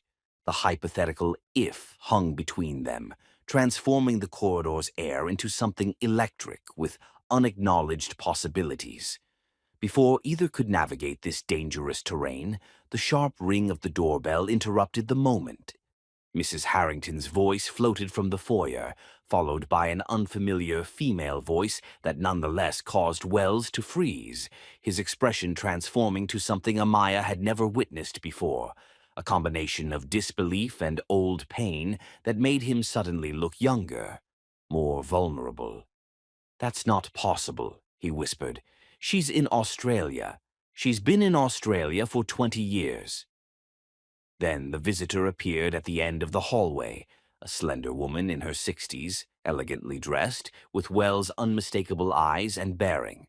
Elaine Peterson had returned to the family she'd abandoned, her timing as impeccable as it was devastating. "Hello, darling," she said to her son, her cultured voice carrying down the corridor. "Aren't you going to welcome your mother home?" Chapter 9. The Matriarch Returns. Time seemed to crystallize in the hallway of the Peterson estate. Wells stood motionless, his expression cycling through shock, disbelief, and something more complex as he faced the mother who had abandoned him 2 decades earlier. Amaya instinctively stepped back, recognizing a moment too private for witnesses. "Mother," Wells finally said, the single word carrying the weight of 20 years of absence. "This is unexpected." Elaine Peterson moved forward with practiced grace, designer heels clicking purposefully on the marble floor. "Darling, you look tired, and your hair needs attention." She reached as if to touch his face, but Wells subtly shifted beyond her reach. "What are you doing here?" he asked, his voice controlled but taut with tension. "A mother needs reasons to visit her son." Elaine's gaze drifted past him to Amaya, assessing her with cool precision. "And who might this be?" Before either could respond, Mercer appeared in the study doorway, his expression hardening at the sight of his ex-wife. "Elaine, the courtesy of advance notice continues to elude you." "Mercer," she acknowledged him with a slight nod. "You're looking recovered. I received the Family Foundation's notification about your surgery. Naturally, I was concerned." "Naturally," Mercer echoed with evident skepticism. After 2 decades of radio silence, the tension thickened palpably. Amaya began a discreet retreat, but Elaine's voice stopped her. "You haven't introduced your staff, Mercer."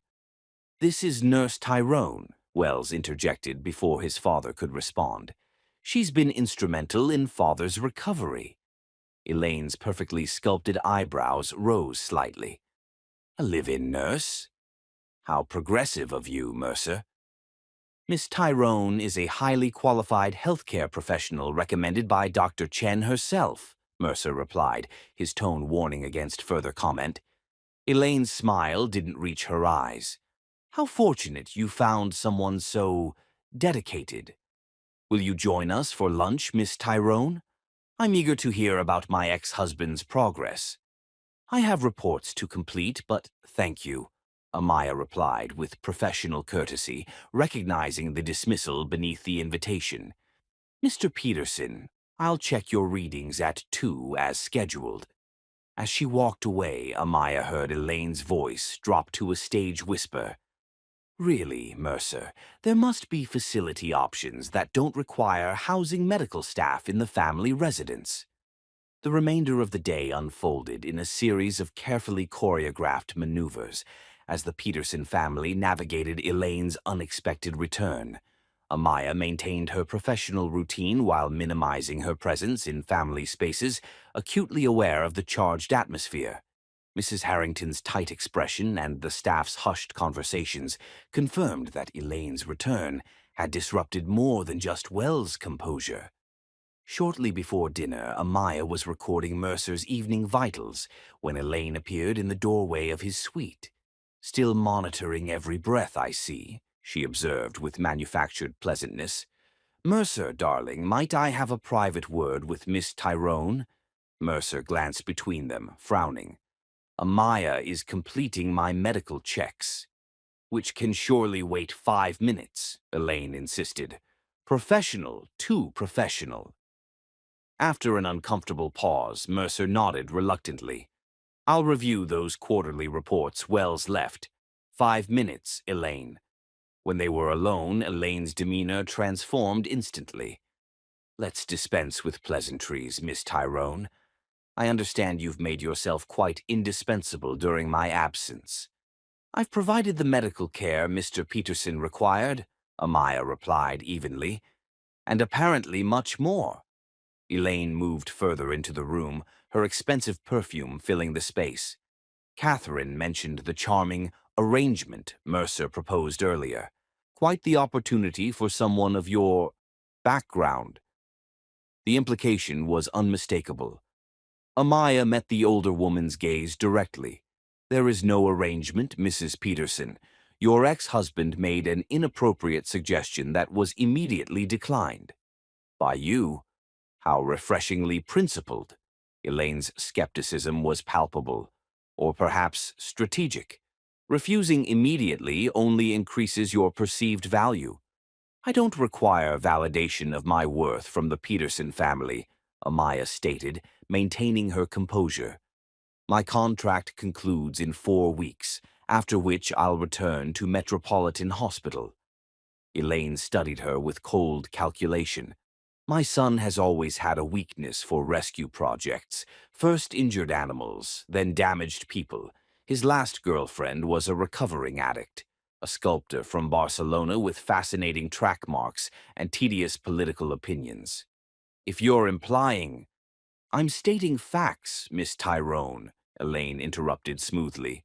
"Wells becomes temporarily infatuated with people who represent something missing in his privileged life. Authenticity, struggle, whatever narrative he's constructed about you, dedicated healer, woman of principle, it follows his pattern. He'll move on once the novelty fades." The assessment, delivered with clinical detachment, struck uncomfortably close to fears Amaya had carefully avoided examining. Before she could respond, Wells's voice cut through the tension. "That's enough." He stood in the doorway, his expression a carefully controlled mask of anger. "You lost the right to analyze my relationships when you walked out, Mother." Elaine turned, unfazed by her son's anger. "Darling, I'm merely having a professional conversation with your father's nurse." "No, you're doing what you've always done, asserting control through elegant cruelty." Wells moved to stand beside Amaya, his proximity a clear statement. "Miss Tyrone isn't a rescue project or a passing infatuation. She saved my life, literally and figuratively." The air in the room seemed to vibrate with unspoken emotion. Amaya maintained her professional demeanor despite the rush of feelings Wells's defense evoked. "Wells," she said quietly, "this is unnecessary." "It's entirely necessary," he countered, gaze fixed on his mother. "20 years ago, I wasn't strong enough to confront your toxic behavior. I am now." Elaine's expression hardened momentarily before settling into practiced poise. "I see this conversation is pointless while you're in this state. We'll speak when you're more rational, darling." As she turned to leave, Mercer appeared in the doorway, his expression thunderous. "I heard enough, Elaine. Your rooms are in the West Wing, as far from mine as structurally possible. I suggest you use them until we discuss your unexpected return and apparent opinions about my household. Our household, technically, Elaine corrected with deadly precision. The divorce settlement gave me continued ownership interest, if you recall. Perhaps that's worth revisiting during my stay. After her departure, a heavy silence descended. Mercer glanced between Wells and Amaya, his expression softening marginally. I apologize for that spectacle, Nurse Tyrone. Elaine's social graces have always been selectively applied. No apology necessary, Amaya replied automatically. I'll speak with her, Wells stated, his voice tightly controlled. This won't happen again. I've handled far worse in hospital settings, Amaya assured them both, desperate to restore professional distance after the emotionally charged confrontation. If you'll excuse me, I should complete my evening rounds. Later, alone in her suite, Amaya finally allowed herself to process the day's events. Elaine Peterson's return had instantly transformed the household dynamics, exposing fault lines and vulnerabilities in the family structure. More disturbingly, it had forced into the open feelings that Amaya had carefully contained behind professional boundaries. Wells' defense had revealed more than his anger at his mother's behavior. It had confirmed what Amaya had been reluctant to acknowledge. Whatever was developing between them had progressed beyond professional appreciation or casual attraction into something far more dangerous to her carefully ordered life. A soft knock interrupted her thoughts. When she opened the door, Wells stood in the hallway, his earlier anger replaced by quiet determination. "We need to talk," he said simply, "about what happens next." Chapter 10. Midnight Confessions. "This isn't an appropriate time," Amaya said, though she stepped aside to allow Wells into her suite. Professional boundaries demanded privacy for difficult conversations, even as those same boundaries made this entire situation precarious. Wells entered but remained near the door, respecting the invisible line between them. If we wait for appropriate timing in this household, we'll never speak honestly. The moonlight streaming through the windows cast half his face in shadow, a fitting visual for the man she'd come to know, part privilege, part vulnerability, part carefully constructed facade, part authentic feeling. Your mother's return has been stressful, Amaya acknowledged, maintaining professional distance. Family dynamics often resurface during times of transition. Don't do that, Wells said quietly. Don't retreat into clinical analysis. Not with me. The simple request dismantled her defenses more effectively than any confrontation could have. Amaya moved to the window seat, putting space between them while acknowledging the conversation couldn't be avoided. What do you want me to say, Wells? That your mother's assessment bothered me. That I've questioned my own professional judgment for allowing personal feelings to develop. That I'm counting the days until my contract ends because maintaining boundaries has become increasingly difficult. The admission hung in the air between them, more revealing than she had intended. I want you to be honest, he replied, about what's happening between us. Amaya looked out at the moonlit gardens, gathering her thoughts. What's happening is temporary, a consequence of proximity during an emotionally charged situation. Your father's illness, your allergic reaction. Crisis creates false intimacy. Is that what you believe? Or what's safer to believe? His perception unsettled her. Amaya had always prided herself on clear-eyed assessment of situations, yet Wells had developed an unnerving ability to see past her professional composure to the uncertainties beneath. Both, perhaps, she admitted finally. My mother warned me about this, becoming emotionally entangled with patients or their families. I'm not your patient. No, but your father is, which creates ethical complications. Wells crossed to the opposite end of the window seat, close enough for conversation but maintaining respectful distance. In 4 weeks he won't be. Where does that leave us? In entirely different worlds, Amaya replied, voicing the practical reality she couldn't ignore. You're the heir to Peterson Industries. I'm a nurse returning to hospital shifts. That's circumstance, not essence, Wells countered. If we're reducing ourselves to roles, we're no better than my mother with her outdated prejudices. Her concerns aren't entirely unfounded, Amaya said, surprising herself with the admission. Your interest in me developed during a period of personal transformation. What happens when that evolution stabilizes? When I'm no longer a catalyst, but simply a woman with a very different background from yours? Wells was silent for a long moment, studying her with an intensity that made her acutely aware of every breath between them. Do you know when I first realized something had changed for me? He asked finally. Amaya shook her head. The morning after my allergic reaction. I woke up in the hospital to find you asleep in that ridiculously uncomfortable chair, still wearing clothes stained with my emergency medications. Your braids had come partially undone, and you had this little frown even in sleep, like you were monitoring my vitals in your dreams. The memory brought unexpected warmth to her cheeks. I was simply doing my job. No, Wells contradicted gently. Your job ended when you handed me over to the hospital staff. Everything after that, staying through the night, coordinating with doctors who weren't even your colleagues, remembering my preference for ice chips over water when post-anaphylaxis nausea hit, that went beyond professional obligation. He shifted slightly closer, his voice lowering. Want to know what I thought in that moment? I thought, this woman sees all my flaws and stays anyway. Not because of my name or wealth or superficial charm, but despite all the barriers I've constructed to keep people at a comfortable distance. The simple honesty in his words resonated with something deep within Amaya, a recognition of the authentic connection that had developed beneath their outward differences. I should take a walk, she said suddenly, standing. The garden helps me think clearly. Understanding immediately, Wells nodded. May I join you?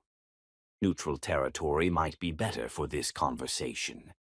The estate gardens at night held a different magic than during daylight hours. Carefully tended flower beds released intoxicating fragrance into the night air, while strategic lighting created pools of gentle illumination among deepening shadows. They walked in silence until reaching a stone bench positioned to overlook the reflection pool. My mother taught me never to compromise my dignity for any relationship, Amaya said finally, breaking the silence.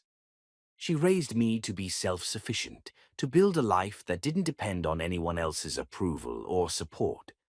Sounds like wisdom born from difficult experience, Wells observed. She watched her mother stay with a man who diminished her daily because she feared being alone. Then my father left when I wasn't the son he wanted. Amaya traced patterns on the cool stone bench between them. Self-sufficiency became survival. And now you're wondering if whatever's developing between us threatens that independence, Wells concluded with characteristic perception. Yes, she admitted, and whether the cultural and social differences would eventually create resentments, and whether your mother's assessment might contain elements of truth, that I represent something temporarily fascinating but ultimately incompatible with your world. Wells considered this with the serious reflection that had increasingly replaced his former casual dismissiveness. Valid concerns, all of them. I'd be lying if I claimed they were groundless. His honesty surprised her. Most men would immediately protest. I'm trying to deserve your respect, he replied simply. That requires honesty, even when uncomfortable. The statement, unadorned by charm or deflection, touched something within Amaya that pretty words could never have reached. I can't predict the future, Wells continued after a moment. Can't guarantee that differences won't become challenges or that my family's dysfunctions won't create obstacles. What I do know is that meeting you fundamentally changed something in me that needed changing. He turned to face her directly, moonlight illuminating the genuine emotion in his expression.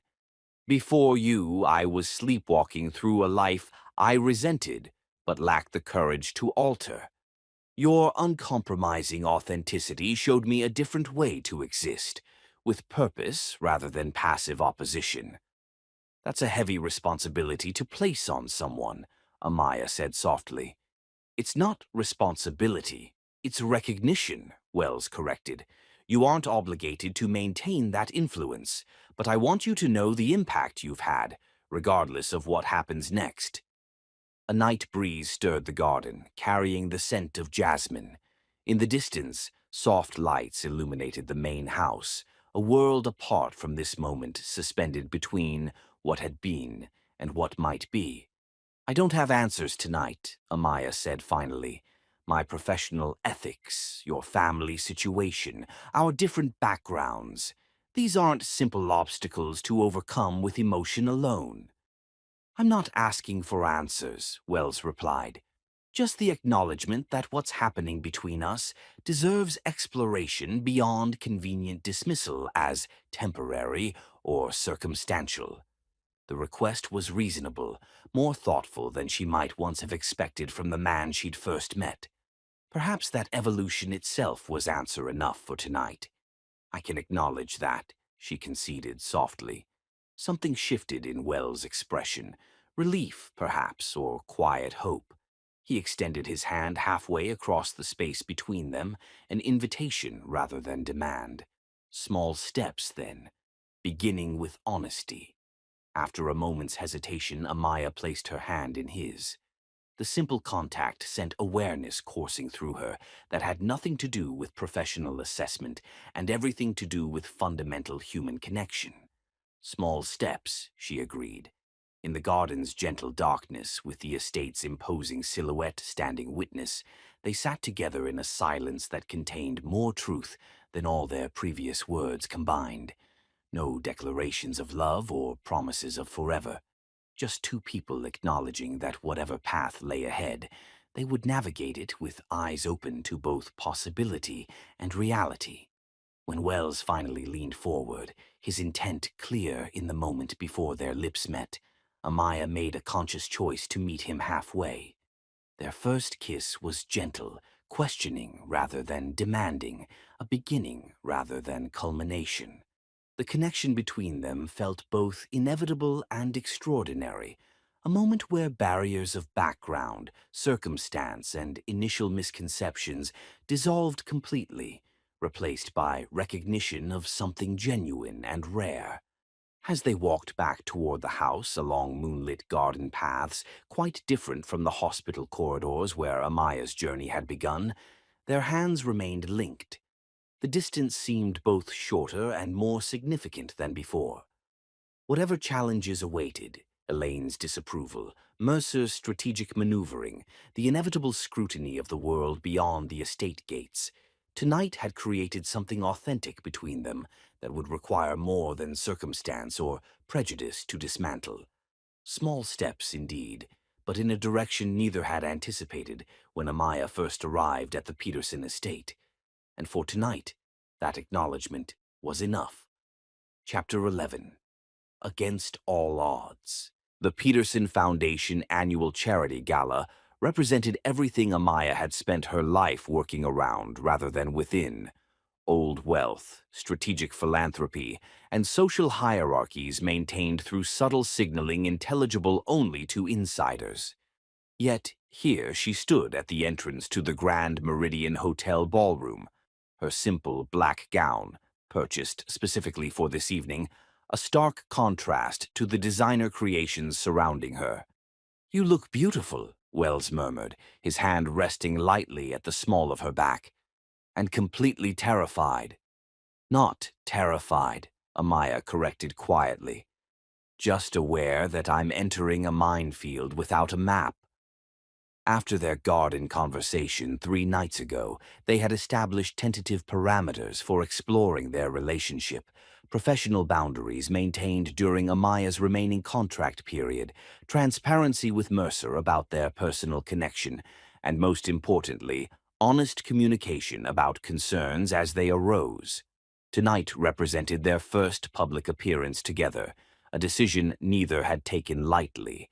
Wells had extended the invitation with uncharacteristic hesitation. "The gala is traditionally family-focused," he had explained. "My attending with someone signals intention." "Are you certain that's wise right now?" Amaya had asked. "Your mother has made her opinions quite clear." Wells' response had been simple. "I'm done hiding what matters to me." Now, standing at the periphery of metropolitan city's social elite, Amaya focused on projecting the same quiet dignity that had guided her through hospital corridors and Peterson family tensions alike.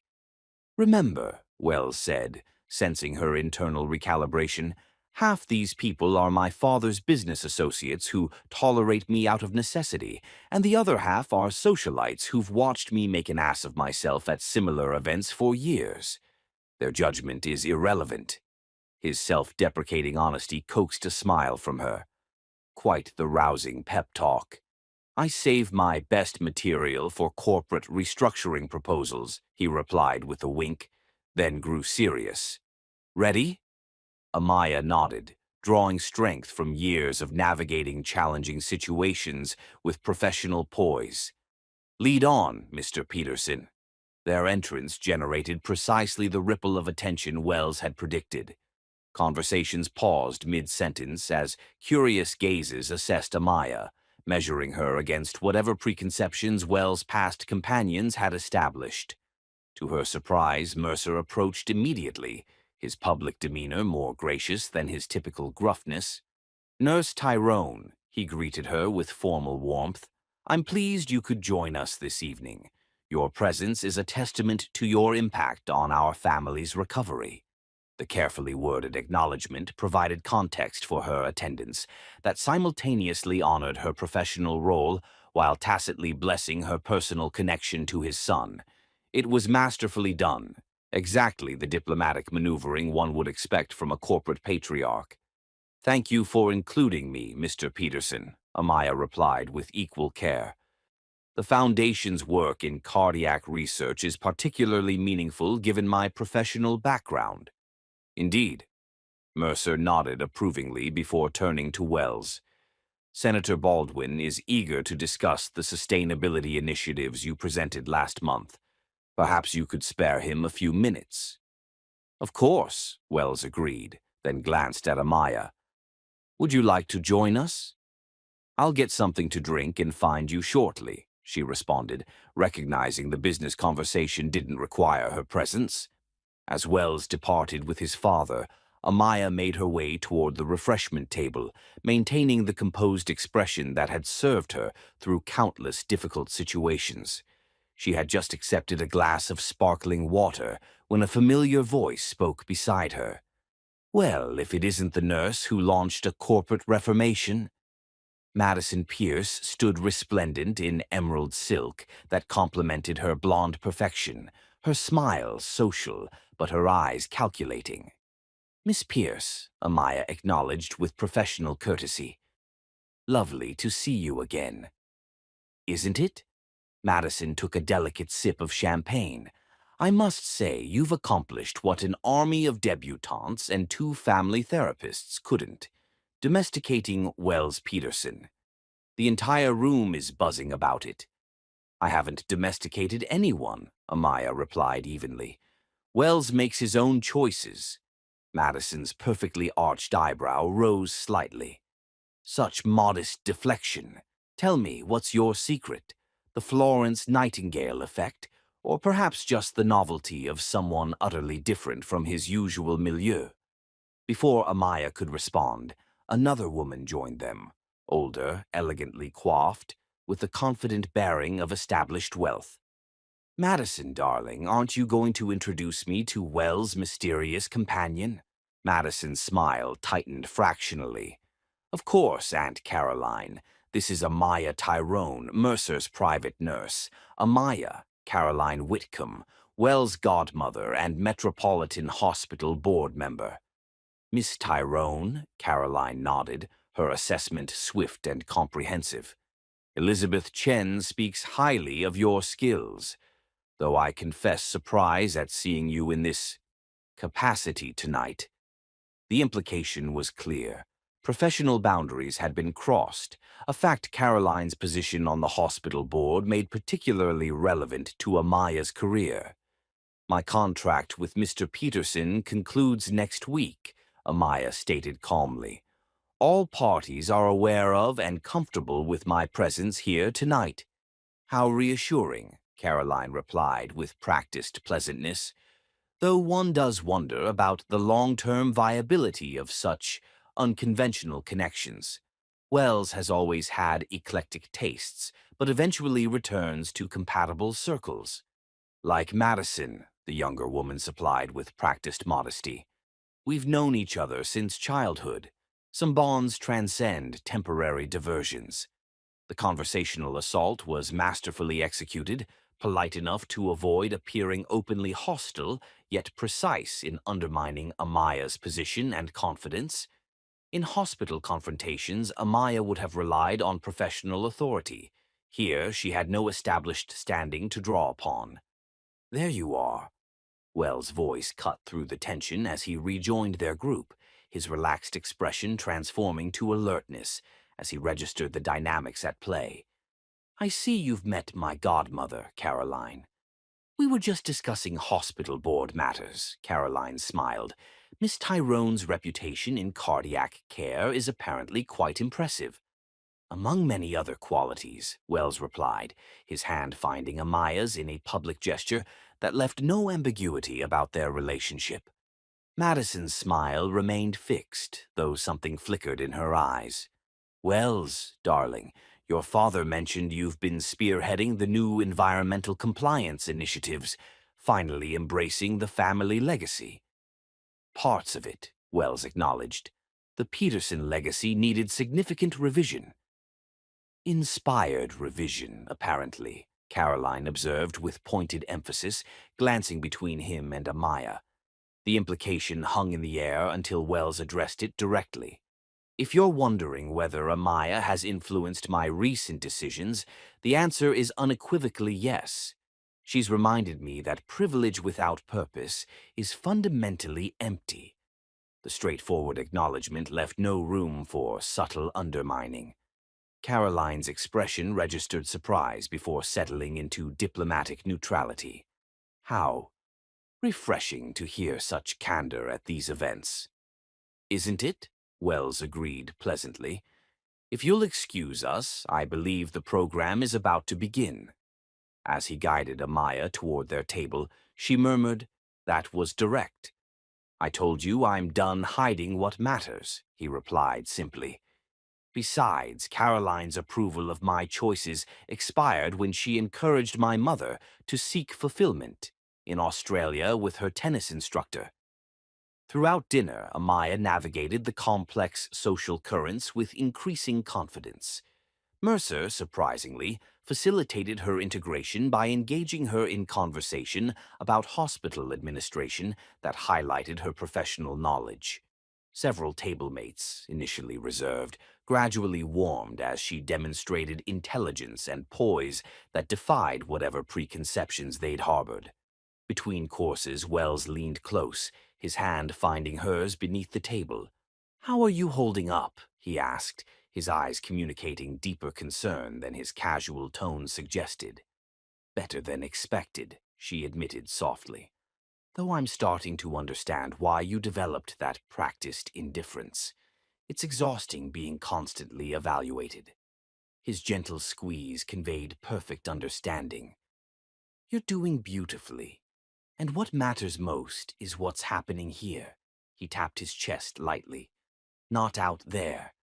The simple intimacy of the moment grounded Amaya amid the social complexities surrounding them. This was the reality beneath the performance, two people connecting authentically despite external pressures. The evening's most challenging moment arrived during the Foundation Director's recognition of major donors. Elaine Peterson made her entrance halfway through the proceedings, her timing ensuring maximum attention as she claimed the empty chair at Mercer's table, directly opposite Amaya and Wells. "Mother," Wells acknowledged with careful neutrality, "I didn't realize you'd be attending." "The Peterson Foundation has always been a family priority," Elaine replied smoothly. "I founded the educational outreach program, if you recall." Her gaze shifted to Amaya, assessing her appearance with the practiced eye of someone who recognized designer labels at 20 paces. "Miss Tyrone, how nice to see you engaging with the philanthropic side of the family, though I imagine these events differ significantly from hospital fundraisers." "Different atmospheres, similar purpose," Amaya replied evenly, "leveraging resources to address healthcare gaps." "How pragmatically expressed," Elaine smiled without warmth. "Though philanthropy in our circles extends beyond mere resource allocation to tradition and social responsibility, concepts difficult to fully appreciate without proper context." Before the conversation could deteriorate further, the Foundation director announced the evening's largest donation, a significant endowment from Peterson Industries for cardiac research and treatment access for underserved communities. "We're particularly pleased to announce this program was developed by our next generation of leadership," the director continued. "Wells Peterson has championed this initiative personally, bringing fresh vision to the Foundation's mission." Surprised murmurs rippled through the ballroom as Wells rose to acknowledge the recognition. Amaya felt a surge of pride, knowing how meaningful this particular cause was. Not a generic charitable gesture, but a targeted program addressing gaps he had come to understand through their many conversations about healthcare inequality. "I believe effective philanthropy requires both resources and informed perspective," Wells stated from the podium. This initiative was inspired by healthcare professionals who navigate systemic challenges daily, particularly those serving communities with limited access to specialized cardiac care. His gaze found Amaya briefly before continuing. "When we listen to voices beyond our typical circles, we discover more effective solutions. The Peterson Foundation is committed to that broader perspective going forward." The speech was brief but significant, establishing Wells' emerging leadership philosophy while acknowledging influences beyond traditional Peterson circles. Watching him articulate values they had discussed during late-night conversations, Amaya recognized the authentic evolution of someone finding their voice rather than performing an expected role. When he returned to their table, Mercer nodded with uncharacteristic approval, while Elaine maintained a composed expression that didn't quite mask her surprise at her son's poised presentation. "Quite the departure from your usual Foundation appearances," she observed coolly. "Last year you arrived an hour late and left with the bartender, as I recall." "Personal growth, Mother," Wells replied calmly. "Something worth celebrating rather than measuring against past mistakes." Later, as the formal program concluded and the evening transitioned to dancing and social mingling, Wells guided Amaya onto the floor for a waltz. His hand at her waist was respectful yet possessive, his movements confident as he led her through steps she had hastily practiced in her apartment the previous evening. "Still terrified?" he asked quietly, their conversation private despite the surrounding couples. "Less so," Amaya admitted, "though your mother's expression suggests I've failed some essential evaluation." "Her approval isn't required for my happiness," Wells replied with simple certainty, "something I spent years learning." As they moved in perfect synchronization across the floor, Amaya allowed herself to acknowledge what had been developing between them. Not merely attraction or circumstantial connection, but something more profound. Against all rational expectation, against backgrounds that could hardly be more different, against the subtle and overt opposition of Wells' social circle, they had forged something authentic. "What happens after next week?" she asked, voicing the question that had lingered unspoken between them. when I'm no longer contractually bound to the Peterson estate. Wells' hand tightened slightly at her waist. That depends entirely on what you want, Amaya. I know what I hope for, but this isn't solely my decision. The simple acknowledgement of her agency, her equal voice in determining their future, confirmed what she had come to believe about the man now holding her. Beneath years of practiced indifference beat the heart of someone capable of genuine partnership. I hope, she began carefully, for the chance to discover who we are together without professional boundaries or family complications dictating terms. His smile, private, genuine, containing a vulnerability few had ever witnessed, was answer enough for tonight. Whatever challenges awaited beyond this ballroom, they would face them together, step by careful step, building something neither had expected, but both now recognized as worth fighting for. Chapter 12. Full Circle. Metropolitan Hospital's rooftop garden had been created as a sanctuary for patients and staff, a place where healing could continue beyond sterile corridors. In late June, with summer flowers in full bloom and the city skyline creating a dramatic backdrop, it became something else entirely. The setting for a moment Amaya Tyrone had never anticipated when she first walked these halls as a dedicated young nurse. "Are you sure this is where you want to do this?" Dr. Chen asked, adjusting her formal suit with uncharacteristic nervousness. "The Peterson estate has those ridiculous gardens that probably cost more than our annual operating budget." "This is perfect," Amaya assured her mentor.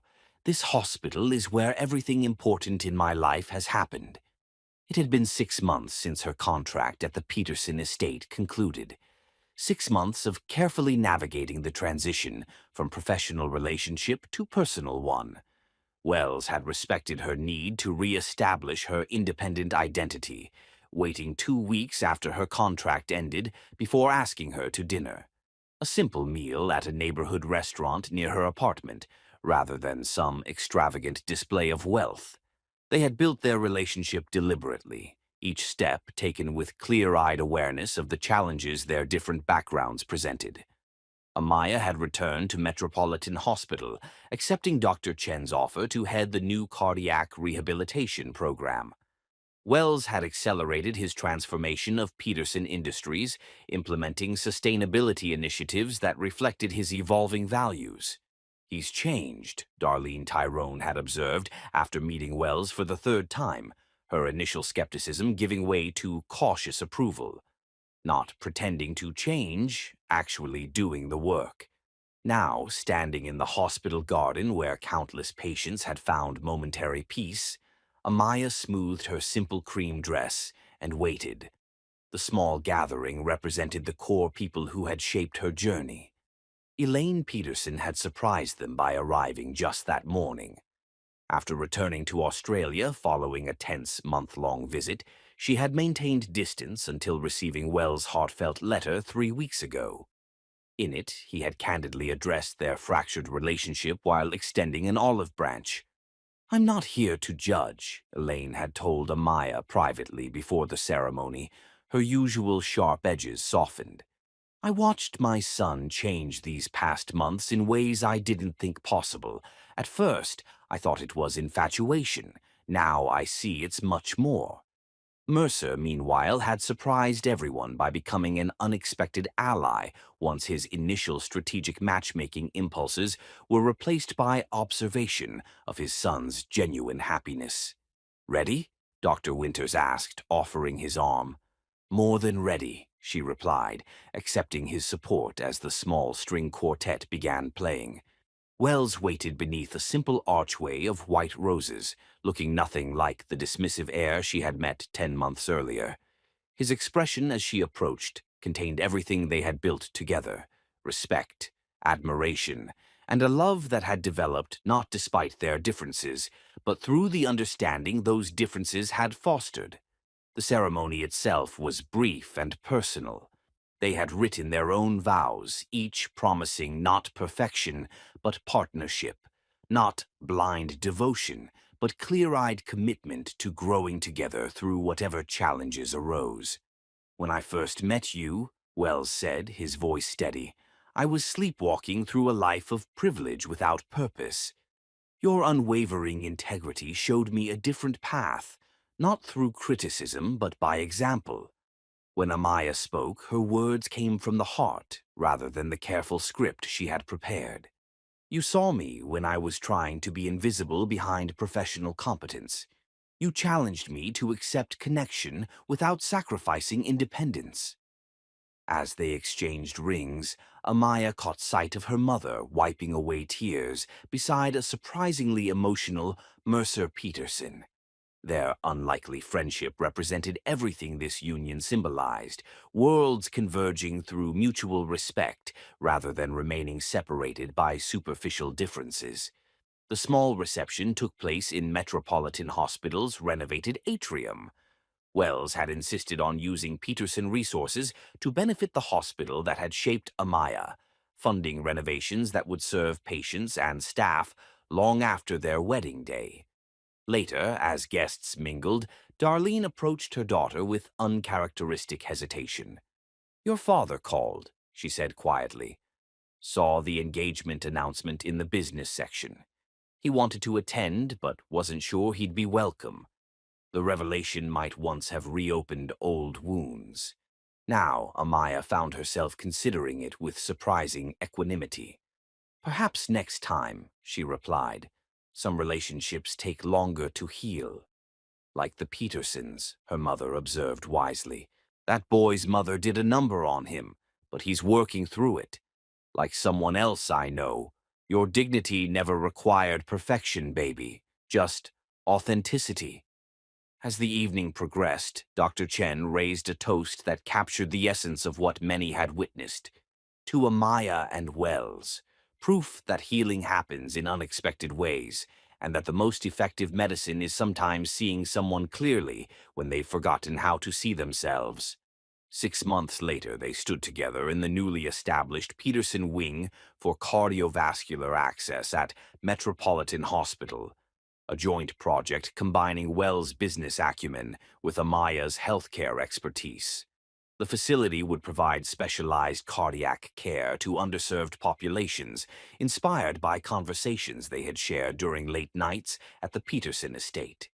Not bad for a reluctant heir and a dignified nurse, Wells observed as they watched the first patients being admitted to the new wing. Not bad at all, Amaya agreed, her hand resting instinctively on the subtle curve of her abdomen, a secret they had only recently confirmed and shared with their immediate family. 9 months after their wedding, Amaya gave birth to twins, a boy and girl who embodied the union of two seemingly different worlds. As Wells held his daughter while Amaya nursed their son, the circle that had begun with a reluctant nursing assignment felt complete. They're perfect, Wells whispered, his voice containing wonder that transcended privilege or position. They're the beginning, Amaya corrected softly, of something we're building together. In that quiet hospital room, far from the Peterson estate's opulence, yet connected to it through the man who had transformed from entitled heir to purposeful partner, Amaya recognized the truth her mother had always tried to impart. Dignity wasn't found in isolation or self-sufficiency, but in remaining true to your values while opening yourself to connections that challenge and strengthen you. What had begun as a professional assignment had evolved into a life partnership neither had sought, but both now treasured. Proof that sometimes the most unexpected journeys lead precisely where you need to go, if you have the courage to follow them with eyes and heart open to possibilities beyond your previous understanding.